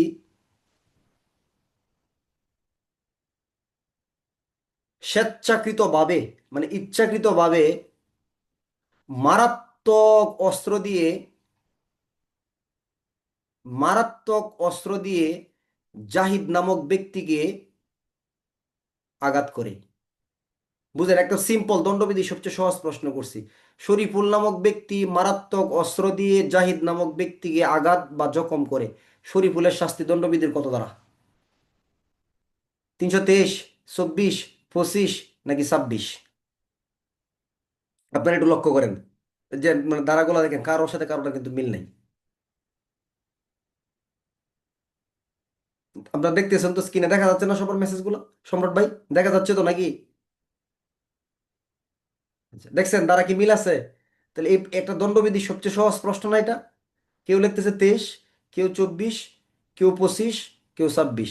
আমি আরো শর্ট করে দিই, 23 বাদ হবে না, প্রশ্নে 25ও হবে না, 24 এবং 26 এই দুইটার থেকে কোনটা হবে বলেন? আরো শর্ট করে দিলাম, যে শরীফুল নামক ব্যক্তি মারাত্মক অস্ত্র দিয়া জাহিদ নামক ব্যক্তিকে কি করে? আঘাত করে। তাহলে 24 হবে না 26 হবে? আচ্ছা, দেখছেন? যাই হোক, ধন্যবাদ উত্তর দেওয়ার জন্য। আচ্ছা, কিছুদিন পরে আর এই জটিলতাগুলো থাকবে না ইনশাল্লাহ। এমনই দণ্ডবিধি আইনটা এরকম, যা আমাদের শুধু ধারণার ভুল, গভীরে ঢুকলে আর ধারণার ভুল হবে না।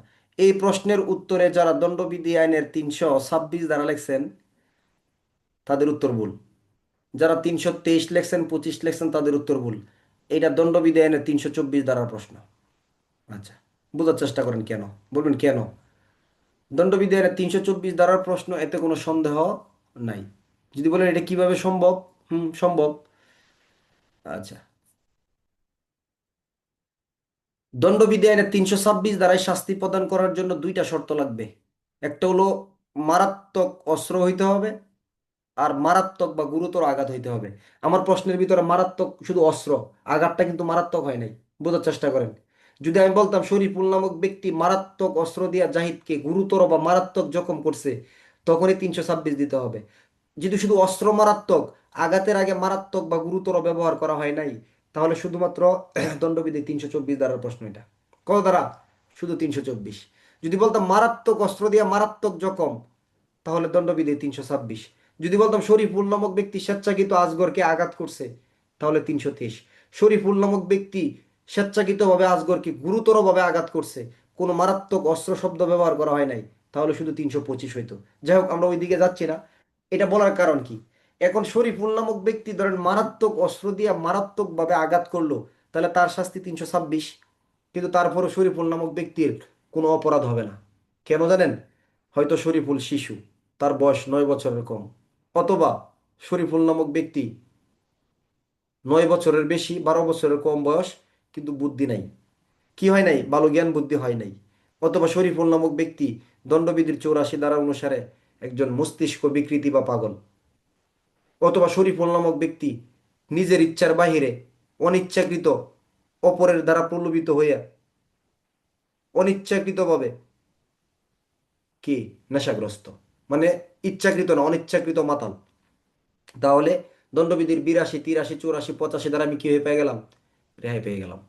ধরেন আমি একজনকে গুলি করে হত্যা করলাম, তাহলে আমি 302 দ্বারায় দণ্ডিত, খুনের দণ্ড দণ্ডিত হবে, তাই না? মৃত্যুদণ্ড দিবে। কিন্তু তারপর আমি শাস্তি থেকে রেহাই পাবো কেন জানেন? কারণ বিভিন্ন কারণে, বয়সের কারণে হইতে পারে, বুদ্ধির কারণে হইতে পারে, পাগল হওয়ার কারণে হইতে পারে, মাতাল হওয়ার কারণে হইতে পারে, আরো বিভিন্ন কারণ। তাহলে কোনো ব্যক্তি অপরাধ করার পরেও অপরাধের দায় থেকে যে রেহাই পায়, আইনের এই জায়গাটাকে কি বলা হয়? জেনারেল এক্সেপশন বা সাধারণ ব্যতিক্রম। সাধারণ ব্যতিক্রম। এই সম্পর্কে মূল আলোচনা হলো ভাষ্যমতে বলে 76 থেকে 106, কিন্তু মূল এটার যে মেরুদণ্ডটা 76 থেকে 95 পর্যন্ত। তাহলে আইনে এমসিকিউ প্রশ্ন, অপরাধীরা অপরাধ করলে শাস্তি পায়, তবে কিছু কিছু ক্ষেত্রে অপরাধীরা দণ্ডবিধি আইনের ভাষায় শাস্তির দায় থেকে রেহাই পায়। এটার নাম কি? এই জায়গাটার নাম কি? এই জায়গাটার নাম হলো ব্যতিক্রম, ক। এই জায়গাটার নাম হলো সাধারণ ব্যতিক্রম, খ। এই জায়গাটার নাম হলো বিশেষ সুবিধা, গ। এই জায়গাটার নাম হলো আইনি জটিলতা, ঘ। তাহলে সঠিক উত্তর কি? এই জায়গাটার নাম হলো সাধারণ ব্যতিক্রম। সাধারণ ব্যতিক্রম। তাহলে এই সাধারণ ব্যতিক্রমে কি হয়? শাস্তির পরিমাণ বৃদ্ধি পায়, শাস্তির পরিমাণ কমে যায়, নাকি অপরাধের দায় থেকে রেহাই পায়? সঠিক উত্তর কি হবে? সাধারণ ব্যতিক্রমে সে শাস্তির দায় থেকে, অপরাধের দায় থেকে কি পায়? রেহাই পেয়ে যায়। অপরাধের দায় থেকে সে কি পায়? রেহাই পায়, তাই না? তাহলে বলবেন এখন এই সাধারণ ব্যতিক্রমের আলোচনা এখানে 6 দ্বারা আইসা করতেছেন কেন? দণ্ডবিধি আইনের এই দ্বিতীয় অধ্যায়টা হলো ব্যাখ্যা বিশ্লেষণ, সাধারণ ব্যাখ্যা। এই ব্যাখ্যাগুলো যদি ভালো করেন, ভালো পড়েন, তাহলে পরবর্তী ভিতরের ধারাগুলা গিয়ে আপনি কি করতে পারবেন? বিশ্লেষণ করতে পারবেন, ধারাগুলাকে ব্যাপক আকারে প্রয়োগ করতে পারবেন। তাহলে দণ্ডবিধি আইনের 6 ধারার প্রথম কথাই বলতেছে, এই দণ্ডবিধি আইনের ভিতরে আমরা অনেক সংজ্ঞা পড়ব, এই আইনে অনেক ধরনের ব্যাখ্যা পড়ব, এই আইনে অনেক ধরনের উদাহরণ পড়ব। পড়ব কি না? তাহলে সকল সংজ্ঞা, সকল উদাহরণ, সকল ব্যাখ্যা কি সাপেক্ষে হবে? সাধারণ ব্যতিক্রম সমূহ সাপেক্ষে হবে। খুব চমৎকার একটা কথা, দামি কথা, কিন্তু এটা পরে গিয়ে কাজে লাগবে। যে দণ্ডবিধির সকল সংজ্ঞা, সকল উদাহরণ, সকল ব্যাখ্যা কি সাপেক্ষে হবে? সাধারণ ব্যতিক্রম সমূহ সাপেক্ষে হবে। বুঝবেন না এটা উদাহরণ না দিলে। তাহলে কি বলতেছে? যে দণ্ডবিধি আইনের সাধারণ ব্যতিক্রমের আলোচনা 76 থেকে 95, এটা তো বুঝছেন। আর ব্যতিক্রমটা মানে কি? শাস্তির দায় থেকে রেহাই পাওয়া, এটা তো বুঝছেন।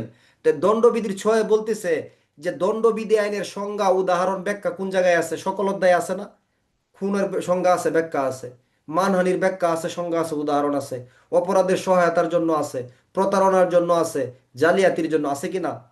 তাহলে দণ্ডবিধি আইনের সকল অপরাধের ক্ষেত্রেই এই যে 76 থেকে 95 যে সাধারণ ব্যতিক্রমগুলো আছে, এটা সকল অপরাধের ক্ষেত্রেই কি হবে? প্রযোজ্য হবে। এই কথাটাই বলতেছে দণ্ডবিধি আইনের 6 দ্বারা। খুব ইন্টারেস্টিং একটা বিষয়, কিন্তু ভালো করে বোঝার চেষ্টা করেন। আমি একটা উদাহরণ দিই। ধরেন আপনি শেখ রাসেল, আপনি হাফিজ নামক ব্যক্তির কি করলেন? আপনি শেখ রাসেল হাফিজ নামক ব্যক্তিকে আপনি হত্যা করলেন। তাহলে হত্যার জন্য শাস্তি কত দাঁড়ায়? 302 ধারা না? 302 ধারা। তাহলে 302 ধারা আপনার শাস্তি হবে। এখন হাফিজ নামক ব্যক্তি, শেখ রাসেল নামক ব্যক্তি রেহাই পেয়ে গেল শিশু হওয়ার কারণে, কত দাঁড়ায়? দণ্ডবিধির 82 দাঁড়ায়। কি পেয়ে গেল? রেহাই পেয়ে গেল, কত দাঁড়ায়? সাধারণ ব্যতিক্রমের 82 দাঁড়ায়। তাহলে এই খুনের ক্ষেত্রেও যে, এই খুনের অপরাধের ক্ষেত্রেও যে ব্যতিক্রমটা গণ্য হবে, এটা কত দ্বারাই বলছে? 6 দ্বারাই বলছে। অর্থাৎ এই সাধারণ ব্যতিক্রমগুলা খুনের জন্য হবে, মানহানির জন্য হবে, রাষ্ট্রদ্রোহের জন্য হবে, প্রতারণার জন্য হবে, দর্শনের জন্য হবে, ইফটিজিং এর জন্য হবে, জালিয়াতির জন্য হবে। এটা কত দ্বারাই বলতেছে? দণ্ডবিধি আইনের 6 দ্বারাই। বুঝাইতে পারছি বিষয়টা আমি? বুঝছেন? তাহলে দণ্ডবিধি আইনের সাধারণ ব্যতিক্রম মানে রেহাই পায় কোন অপরাধের ক্ষেত্রে রেহাই পাবে? নির্দিষ্ট কোনো অপরাধের ক্ষেত্রে, নাকি সকল অপরাধের ক্ষেত্রেই এই ব্যতিক্রমগুলো প্রযোজ্য হবে? সকল অপরাধের ক্ষেত্রেই প্রযোজ্য হবে। এটা বলে কত দ্বারাই? এই কথাটাই বলে দণ্ডবিধি আইনের 6 দ্বারাই। এই রাশেদ, বুঝছো তুমি আমার কথাটা? বুঝছো? যদিও বা 6 ধারাটা পরবর্তীতে গিয়ে পড়লে আরো ক্লিয়ার হবে যে আসলে তো এটা বিরাট দামি একটা কথা। কিন্তু এই জন্য এই জায়গাগুলো ব্যাখ্যা, এই জন্য দণ্ডবিধির ব্যাখ্যাগুলো ভালো করে বুঝে গেলে সামনে আইনটা আপনার জন্য পাতলা হবে ইনশাল্লাহ। এই শাখাওয়াত হোসেন ভাই, কি বুঝছেন আমি কি বলছি কথাটা? বুঝেন নাই? বুঝছেন? এসএমপি সিলেট রাসেল ভাই, বুঝছেন? আচ্ছা, কি বুঝছেন? আবার আরেকটা উদাহরণ দিই। ধরেন আমি একটা অপরাধ করে ফেলছি। কি অপরাধ করে ফেলছি? দণ্ডবিধি আইন অনুসারে এমন একটা অপরাধ, এই অপরাধটা হচ্ছে গিয়ে আপনার ভীতি প্রদর্শন। অপরাধজনক ভীতি প্রদর্শনের সংজ্ঞা হলো 503 দ্বারা, শাস্তি কত দ্বারা? 506 দ্বারা।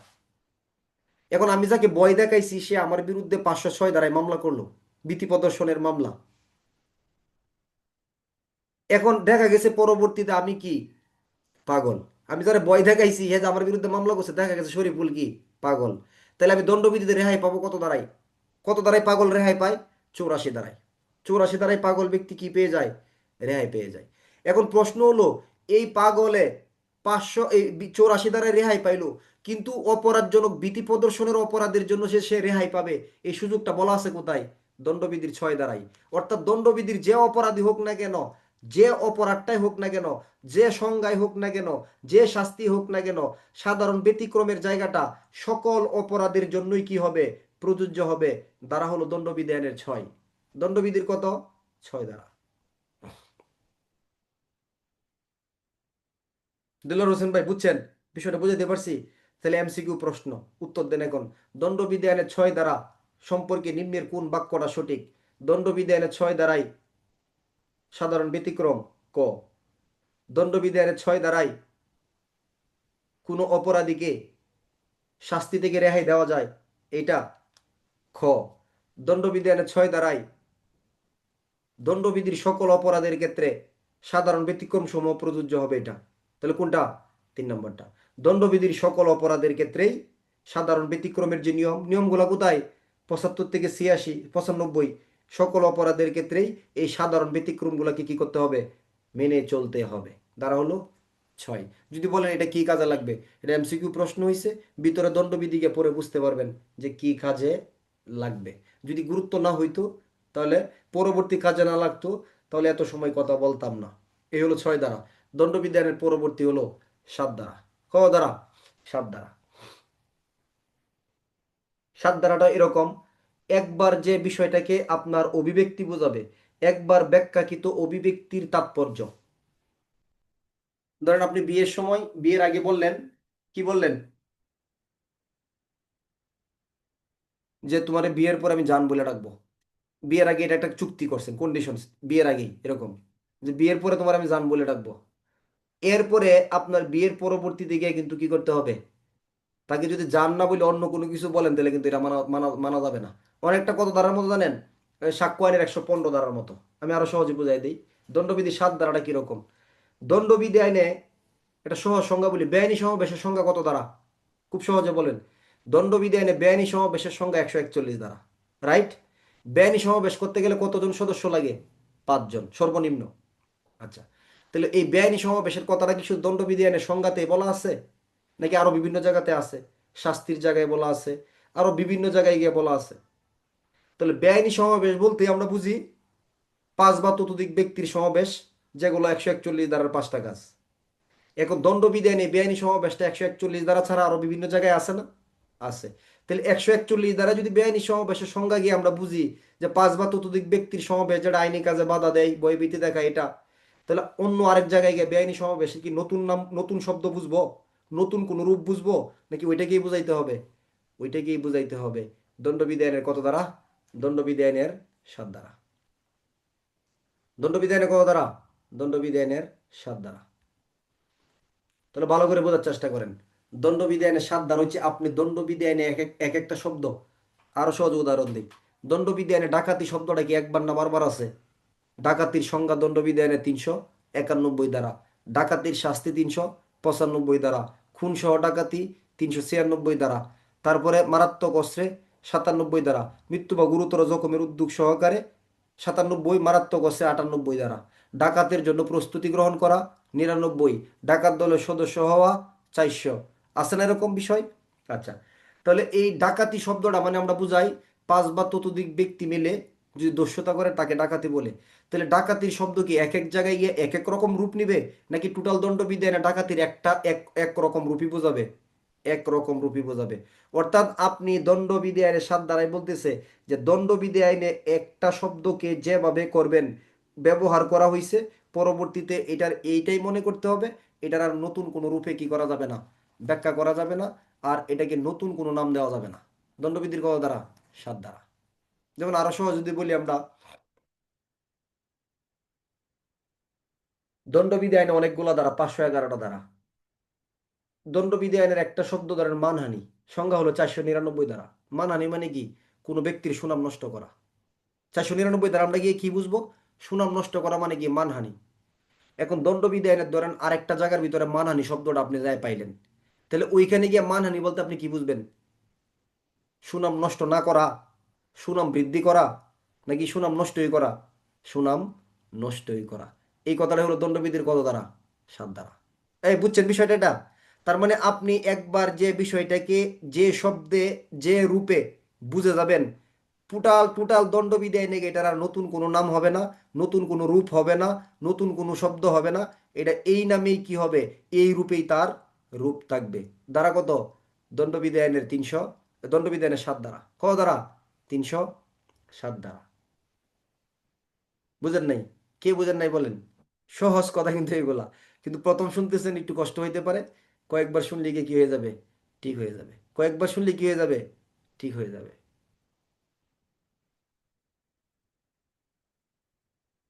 তাহলে দণ্ডবিধানের 7 দ্বারা কি বুঝছেন, না আরো উদাহরণ দিতে হবে? এই 7 দ্বারা বুঝছেন আনোয়ার ভাই? দণ্ডবিধানের 7 দ্বারা বুঝছেন? বুঝেন নাকি? হাত উঠান তো যে বুঝি নাই আমি। এরকম কেউ আছেন বুঝেন নাই? ফয়েজ ভাই বুঝেন নাই? আচ্ছা, ধরেন আপনার নাম ফয়েজ, ধরেন আপনি ফয়েজ, তাহলে ফয়েজ সম্পর্কে আমি বলতেছি বুঝেন। ফয়েজ ধরেন 2015 সালের ব্যাচ, আছে কোথায়? চট্টগ্রাম। এটা বলা হয়েছে আজকে ওনাকে। তাহলে ফয়েজের না, ওনার নাম কি? ফয়েজ, 2015 সালের ব্যাচ। উনি চাকরি করে কোথায়? সিএমপি চট্টগ্রামে। এখন ধরেন আরো 4-5 দিন 10 দিন পরে গিয়ে আবার বললাম ওই ফয়েজ ভাই, তখন কি কি বুঝবেন? যে উনি ফয়েজ, 2015 সালের ব্যাচ, চাকরি করে কোথায়? চট্টগ্রাম। অর্থাৎ এই সারা বছর ফয়েজ কি থাকবে? ফয়েজই থেকে যাবে। অন্য জায়গায় গিয়ে আর ফয়েজ গিয়ে কি হয়ে যাবে না? ফয়েজ সাইফুল হয়ে যাবে না, ফয়েজ 20 সালের ব্যাচ হয়ে যাবে না, ফয়েজ আবার ডিএমপিতে হয়ে যাবে না। অর্থাৎ একবার আইনের যে জায়গাটাকে আমরা বুঝবো, টোটাল দণ্ডবিধি আইনে এই জায়গাটাকেই বুঝবো। 141 দ্বারা বেআইনি সমাবেশের সংজ্ঞাতে বুঝবো পাঁচ বা ততোধিক ব্যক্তি। অন্য কোথাও গিয়ে কি আমরা দণ্ডবিধি আইনে বেআইনি সমাবেশ যদি শব্দটা শুনি, ব্যক্তি সংখ্যা কি কমে যাবে? পাঁচের কম হইলে হবে? অর্থাৎ পাঁচ বা ততোধিক ব্যক্তি দিয়ে বেআইনি সমাবেশ হইতে হবে। অর্থাৎ একবার যে সংখ্যাটা আপনি বুঝবেন, ধরেন আরো সহজ করে বলি আপনাকে, দণ্ডবিধানে 31 ধারাটা সংখ্যা আছে উইল। উইল শব্দের অর্থ কি? উইল, উইল মানে কি? ওই উইল মূলত উত্তরাধিকারী আইনের একটা বিধান। অর্থাৎ কোনো মৃত ব্যক্তির সম্পত্তির বিলি বন্টন ব্যবস্থা। মৃত ব্যক্তির সম্পত্তির কি? বিলি বন্টন যে ব্যবস্থা। অর্থাৎ যে কোনো ওসিয়তমূলক দলিলকে কি বলা হয়? উইল বলা হয়। তাহলে দণ্ডবিধি আইনে 31 দ্বারা যে আপনি উইল শব্দটা পড়বেন, দণ্ডবিধি আইনে বিভিন্ন জায়গায় গিয়ে আরো উইল শব্দটা পাবেন। তখন ওই উইল কি আপনার জীবিত ব্যক্তির সম্পত্তির বিলি ব্যবস্থা হবে নাকি মৃত ব্যক্তিরই হবে? মৃত ব্যক্তির বিলি ব্যবস্থাই হবে। ঠিক এই কথাটাই বলতেছে দণ্ডবিধি আইনের একটা ভাষা, একটা সংজ্ঞা আপনি যে রূপে পড়বেন, টোটাল আইনে গিয়ে এটার রূপ এটাই থাকবে, এই রূপ আর পরিবর্তন হবে না। ধারা হলো 7। বুঝছেন এখন? এখন বুঝছেন মনে হয়। আচ্ছা, দণ্ডবিধি আইনে 8 ধারা হলো লিঙ্গ। এগুলো দণ্ডবিধির ভিতরের কথাগুলো পড়তে গিয়ে লাগে লিঙ্গ মানে এরকম, এখানে পুরুষ এবং নারী উভয় অর্থে বোঝানো হয়েছে, এটা মুখস্থ না করলেও চলবে। 9 হলো বচন, এক বচন বহু বচন রূপে ব্যবহার করা হয়েছে। তাহলে 8 লিঙ্গ, 9 হলো বচন, আর আইনের 10 ধারা হলো নর নারী বা পুরুষ মহিলা। তাহলে দণ্ডবিধি আইনে পুরুষ হইতে গেলে কত বছর বয়স লাগবে? যে কোনো বয়সের পুরুষকেই বোঝাবে। নারী হইতে গেলে কত বছর বয়স লাগবে? যে কোনো বয়সের নারীকেই বোঝাবে। নারী এবং শিশুর ভিতরে কিন্তু একটা পার্থক্য আছে, জানেন? নারী শিশু নির্যাতন দমন সংশোধনী অধ্যাদেশ 2025-এ বা 2002 বা 2003 বলেন বা 2000 বলেন, দুই ধারায় সংজ্ঞা আছে, নারীর সংজ্ঞা এবং শিশুর সংজ্ঞা। তাহলে শিশু বলতে, নারীর সংজ্ঞা হলো কত, 2-6-তে। নারী, নারী বলতে যে কোনো বয়সের নারীকে বোঝাবে। নারী বলতে কি, যে কোনো বয়সের নারীকেই বোঝাবে, নারীর সংজ্ঞা। আর শিশু সংজ্ঞা বলা আছে 2-2-তে। শিশু কাকে বলা হয়? 18 বছরের শিশু। আর নারী শিশু হয় না আবার 16 বছর। নারী শিশু হয় না কত বছর? 16 বছর দেওয়া আছে। যাই হোক, 16 আর 18 এর বিষয় না। তাহলে 18 বছরের বয়সের নিচে যারা আছে তারা কি হিসেবে গণ্য হবে? শিশু হিসেবে গণ্য হবে। এখন নারী বলতেছে যে কোনো বয়সের নারীকে বোঝাবে, আবার শিশু বলতে বোঝাচ্ছে 18 বছর বয়সের নিচেকে বোঝাবে। তাহলে এখন কে নারী হবে? তাহলে একটা মেয়ে, একটা মেয়ের বয়স হচ্ছে ধরেন 15 বছর, তাহলে কি সে নারী নাকি সে শিশু? বলেন তো। 15 বছর বয়সের একটা মেয়ে, তাকে নারী বলবেন নাকি শিশু বলবেন? বলেন, সবাই উত্তর দেন। 15 বছর বয়সের একটা মেয়ে বা 16 বছর বয়সের একটা মেয়ে, তাকে নারী বলবেন না শিশু বলবেন? তাকে অবশ্যই শিশু বলতে হবে। কারণ যে কোনো বয়সের নারী হতে পারে, অসুবিধা নাই। কিন্তু তার বয়স যদি 18 বছরের উপরে নিচে হয়ে যায়, তখন আর নারীর প্রাধান্য থাকবে না। তখন ছেলে হোক আর মেয়ে হোক কি হবে? শিশু হবে। কি হবে? শিশু হবে। তার ঠিক দণ্ডবিধির ভাষায় বলতেছে নারী বলতে যে কোনো বয়সের নারীকে বোঝাবে, পুরুষ বলতে যে কোনো বয়সের পুরুষকেই বোঝানো হবে। ক দ্বারা? 10 দ্বারা। 11 দ্বারা হলো ব্যক্তি, সমিতিবদ্ধ হোক বা না হোক, কোনো কোম্পানি, প্রতিষ্ঠান বা কর্পোরেশনকে বোঝাবে। দণ্ডবিধানে কত দ্বারা? 11 দ্বারা। পুলিশ আইনের কত দ্বারা? ব্যক্তি। পুলিশ আইনের 1-8 নাকি? ব্যক্তি, ব্যক্তি বলতে বা পুলিশ আইনের 1 দ্বারা দিলে হবে। তাহলে ব্যক্তি বলতে, তাহলে ব্যক্তির সঙ্গে আমরা এটা কেন পড়তেছি? এগুলো খুব কম গুরুত্বপূর্ণ। যে ব্যক্তি বলতে বোঝায় কোনো সমিতিবদ্ধ হোক বা না হোক, কোনো কোম্পানি বা প্রতিষ্ঠান যারা আছে, এটাও একটা কি হবে? ব্যক্তি হিসেবে গণ্য হবে। 11 দ্বারা ব্যক্তি। 12 দ্বারা হলো কি? জনগণ। তো জনগণ কারা? জনগণ কাকে বলে?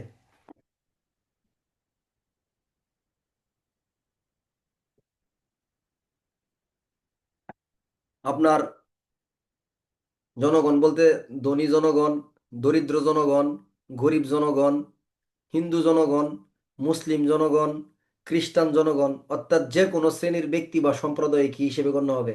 জনগণ হিসেবেই গণ্য হবে। 12 দ্বারা কেন পড়তেছি? দণ্ডবিধির ভিতরে গিয়ে কি পাবেন? জনগণ পাবেন। এখন প্রশ্ন, এই যে 12 দ্বারা এই যে জনগণ পড়লেন, আরো সহজ করে দিই। 10 দ্বারাই যে নারী পড়লেন, যে কোনো বয়সের নারী। এখন আপনি দণ্ডবিধি আইনের ধরেন 375 দ্বারাই সংজ্ঞা আছে নারী দর্শন। এই নারী সংজ্ঞাটা কেন আসছে?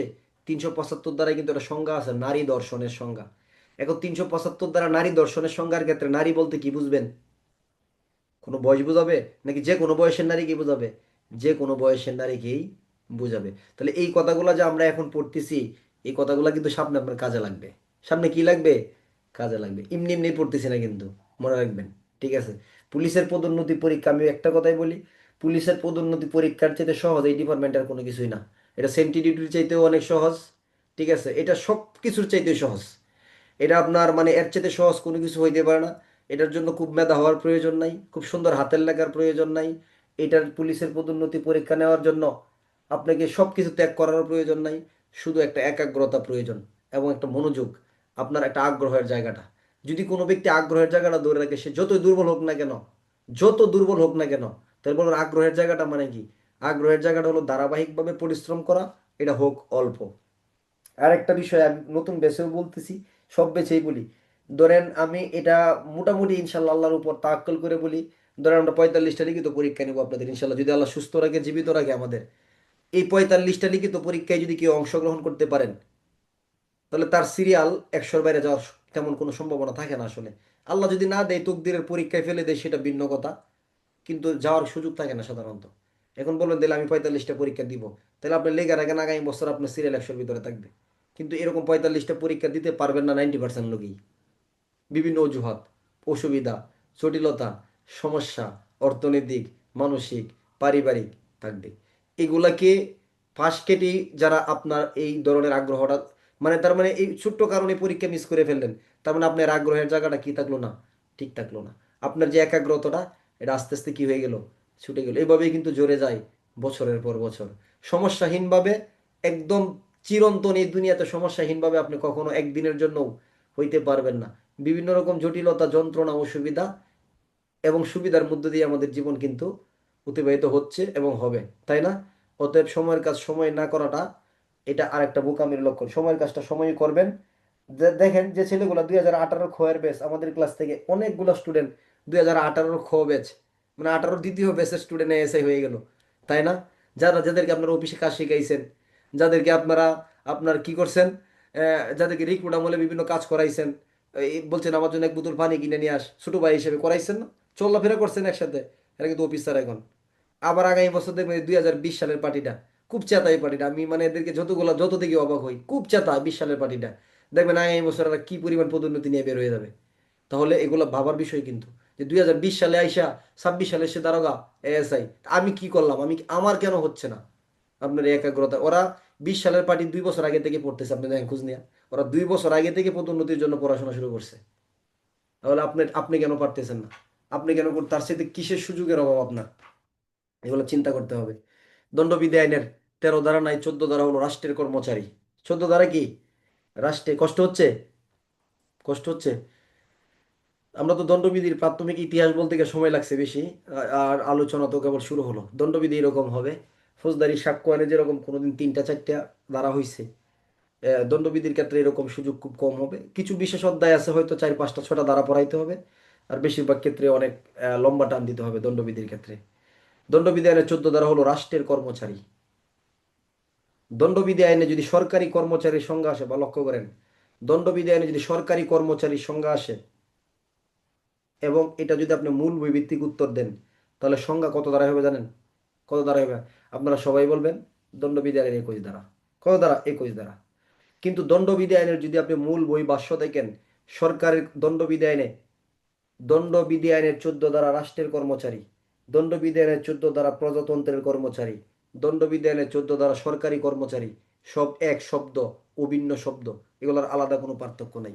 অর্থাৎ 14 ধারায় রাষ্ট্রের কর্মচারীর সংজ্ঞা, সরকারি কর্মচারীর সংজ্ঞা, প্রজাতন্ত্রের কর্মচারীর সংজ্ঞা। এখন বলবেন আমি তো ভুলভাল বলতেছি কিনা, না। তাহলে 21 ধারায় কি? দণ্ডবিধি আইনের 21 ধারায় সরকারি কর্মচারীর সংজ্ঞা না, সরকারি কর্মচারীর উদাহরণ, কারা কারা সরকারি কর্মচারী হিসেবে গণ্য হবে তাদেরকে বোঝানো হয়েছে। দণ্ডবিধি আইনের 21 ধারায় 12টা ব্যাখ্যা আছে, এক এক প্রথম থেকে শুরু করে 12টা, এর ভিতরে বাতিলও আছে। অর্থাৎ কারা কারা সরকারি কর্মচারী হিসেবে গণ্য হবে তাদেরকে বোঝানো হয়েছে 21 ধারা। আর সরকারি কর্মচারী কাকে বলে, এটার সংজ্ঞা দণ্ডবিধির কত ধারা? 14 ধারা। তাহলে রাষ্ট্রের অধীনে বহাল বা নিযুক্ত প্রত্যেক কর্মকর্তা কর্মচারী রাষ্ট্রের কর্মচারী, সরকারি কর্মচারী, প্রজাতন্ত্রের কর্মচারী। 1 মিনিট, যাদের কাছে ভাষ্য আছে একটু দেখেন, নাহলে আমার কথাটার সাথে আপনারা একমত হইতে পারবেন না। সকল লেখকের ভাষ্যে একই আলোচনা, একটু দেখেন প্লিজ। দণ্ডবিধি আইনের 21 ধারার ভাষ্য যদি আমরা খুলি, দেখেন 21 ধারার ভাষ্য যদি দিব আপনার, মানে অনেকের কাছে নাই, 21 ধারা ভাষ্য শুনেন কি বলে। সরকারি কর্মচারী বলতে দণ্ডবিধি প্রয়োগের ক্ষেত্রে যাহাদের বোঝায়, তাদের বর্ণনা এই দ্বারাই বিবৃত। অর্থাৎ সরকারি কর্মচারী কাকে বলে তাহার আলোচনা 21 ধারায় বলা হয় নাই। কাহারা কাহারা সরকারি কর্মচারী হিসেবে গণ্য হইবেন, তাহাই একের পর এক বলা হয়েছে এই ধারায়। তার মানে বুঝেন সরকারি কর্মচারী কারা। দণ্ডবিধি আইনের 21 ধারার ব্যাখ্যাগুলোর ভিতরে সরকারি কর্মচারী হলো, প্রথমটা বাতিল, দ্বিতীয়ত হচ্ছে বাংলাদেশ সৈনিক, নাবিক, সামরিক, সেনা ও বিমান বাহিনীর কমিশনপ্রাপ্ত অফিসার।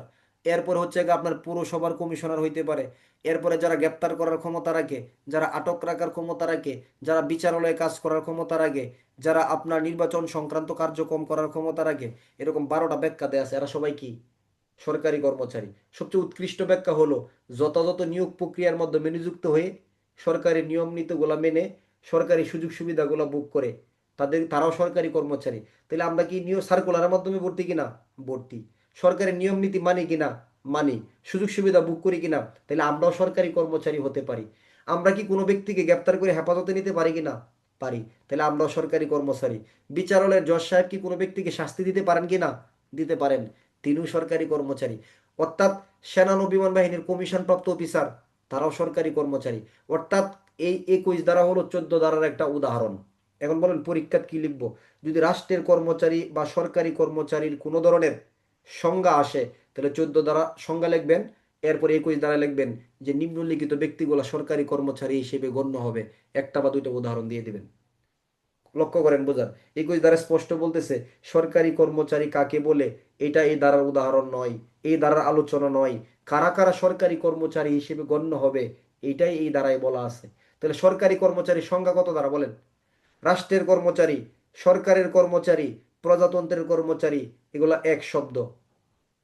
দেখবেন রেফারেন্স, চলে যান দণ্ডবিধির 14 ধারার ভাষ্য, দেখেন কি বলছে। রাষ্ট্রের কর্মচারী, প্রজাতন্ত্রের কর্মচারী, সরকারের কর্মচারী, সবগুলার এক নাম, এক রূপ, এগুলো অভিন্ন, আলাদা কোনো নাম না। দেখেন 14 ধারার ভাষ্যতেই কিন্তু বলা আছে। এখন বলবেন তাহলে আমরা কি করব? যদি রাষ্ট্রের কর্মচারীর সংজ্ঞা আসে, সরকারি কর্মচারীর সংজ্ঞা আসে, যায় আসে না কেন, ধারা 14 এবং 21 দুইটাই ব্যবহার করবেন। আপনার খাতায় আর কাটার কোনো সুযোগ নাই। বুঝাতে পারছি বিষয়টা? বুঝেন নাই মনে হয় কথাটা? দ্বারা দুইটাই ব্যবহার করতে হবে। এখন আপনি উদাহরণ না দেন বা না দেন, ভাগ করেন বা না করেন, দ্বারা দুইটাই দিয়ে দিবেন। তাহলে রাষ্ট্রের কর্মচারীকে আগে বলে বলেন রাষ্ট্রের অধীনে বহাল বা নিযুক্ত প্রত্যেক কর্মকর্তা কর্মচারীকেই রাষ্ট্রের কর্মচারী বা প্রজাতন্ত্রের কর্মচারী বলা হয়। এরা কারা? তখন কত দ্বারাই চলে যাব? কারা এরা? 21 দ্বারাই। এই যে সেনা বিমান বাহিনীর কমিশন প্রাপ্ত অফিসার, এটা একটা উদাহরণ দিতে পারেন। অথবা যারা আইনানুগভাবে নিযুক্ত প্রক্রিয়ায় নিযুক্ত হয়, সরকারি নিয়ম নীতিগুলা মানে এবং সুযোগ সুবিধা ভোগ করে, তারাও কি? সরকারি কর্মচারী। বুঝছেন? পারবেন না? পারবেন। তাহলে কিন্তু আমরা 14 সাথে কত করে ফেললাম? 21 দ্বারা। এখন আসেন 17 দ্বারা, সরকার। 17 দ্বারা কি? সরকার কাকে বলে? বাংলাদেশ সরকারের বিভাগ কয়টা? 3টা। নিম্নের কোনটা সরকার হিসেবে গণ্য হবে? আইন বিভাগ, শাসন বিভাগ, বিচার বিভাগ, নাকি সব কয়টাই সঠিক? বলেন। এমসিকিউ প্রশ্ন। সরকার বলতে রাষ্ট্রের, সরকারের, দেশের আইন বিভাগকে বোঝানো হবে। রাষ্ট্রের 3টা বিভাগ থাকে, একটা হলো আইন বিভাগ। আইন বিভাগ চিনেন? আইন বিভাগ কারা? যারা অ্যাডভোকেট, বিচারক, তারা নাকি? তারা? জি না। যারা পার্লামেন্ট মেম্বার, যারা আইন পাশ করে, এমপি মন্ত্রী যারা আছে, তারা হলো আইন বিভাগ সরকারের। এটা সরকারের সবচেয়ে বড় বিভাগ। পার্লামেন্ট মেম্বার, তারা ইচ্ছা করলে আইন রাখতে পারে, আইন ধ্বংস করে দিতে পারে, সংশোধন করতে পারে, বাতিল করতে পারে। আইন বিভাগ। সংসদের সংখ্যাগরিষ্ঠ ভোটে আইন পাশ করা হবে। আইন বিভাগ। আরেকটা হলো নির্বাহী বিভাগ বা শাসন বিভাগ, এডমিনিস্ট্রেশন যেটা, অর্থাৎ সচিবালয়ের আমলারা হইতে পারে, আমরা পুলিশিং কার্যকর করি যারা, তারা হইতে পারি। আমরা হলো সরকারের প্রশাসন বা নির্বাহী বিভাগ। রাষ্ট্রের আরেকটা কি? বিচার বিভাগ। ওই যে জজ, এই যে কি, ওই যে আপনার যারা বিচার কার্যক্রম পরিচালনা করেন, সুপ্রিম কোর্টের বিচারকগণ, তাই না? জজ সাহেব, এটা হলো সরকারের বিচার বিভাগ, স্বাধীন বিচার বিভাগ। তাহলে এখন সরকার বলতে কোনটা কি বোঝাবে? আইন বিভাগকে, শাসন বিভাগকে, নাকি বিচার বিভাগকে? কোনটা? নাকি সবকটাই সঠিক? উত্তর হলো সরকারের যারা নির্বাহী ক্ষমতা, যারা সরকারের শাসন বিভাগ, সেটাকে সরকার বলা হয়। সরকারের আইন বিভাগকে এবং বিচার বিভাগকে সরকার বলা হয় না। দণ্ডবিধি আইনের 17 ধারা। কত ধারা? দণ্ডবিধি আইনের 17 ধারা। বুঝছেন? তাহলে সরকার বলতে বইয়ের সংজ্ঞা সাথে ভাষ্যের একটু বিস্তারিত আলোচনা। সরকার বলতে বাংলাদেশের অথবা উহার কোনো অংশের কার্যনির্বাহী সরকার পরিচালনা করে আইন বলে প্রদত্ত ক্ষমতাপ্রাপ্ত ব্যক্তিবর্গকে বোঝানো হবে। তাহলে আপনি সংজ্ঞা লিখবেন, সরকার বলতে দেশের একটি অংশের বা সকল অংশের নির্বাহী ক্ষমতা পরিচালনা করে এরকম ব্যক্তি বা ব্যক্তি সমষ্টিকে কি বলা হয়? সরকার বলা হয়। দ্বারা লিখবেন 17 দ্বারা। এরপরে নিচে লিখবেন সরকারের যে নির্বাহী ক্ষমতা বা সরকারের যে শাসন বিভাগ, সেটাই রাষ্ট্রের যে শাসন বিভাগ, সেটাই সরকার হিসেবে কি হবে? গণ্য হবে। দণ্ডবিধি আইনের 17 ধারা। কত ধারা? 17 ধারা।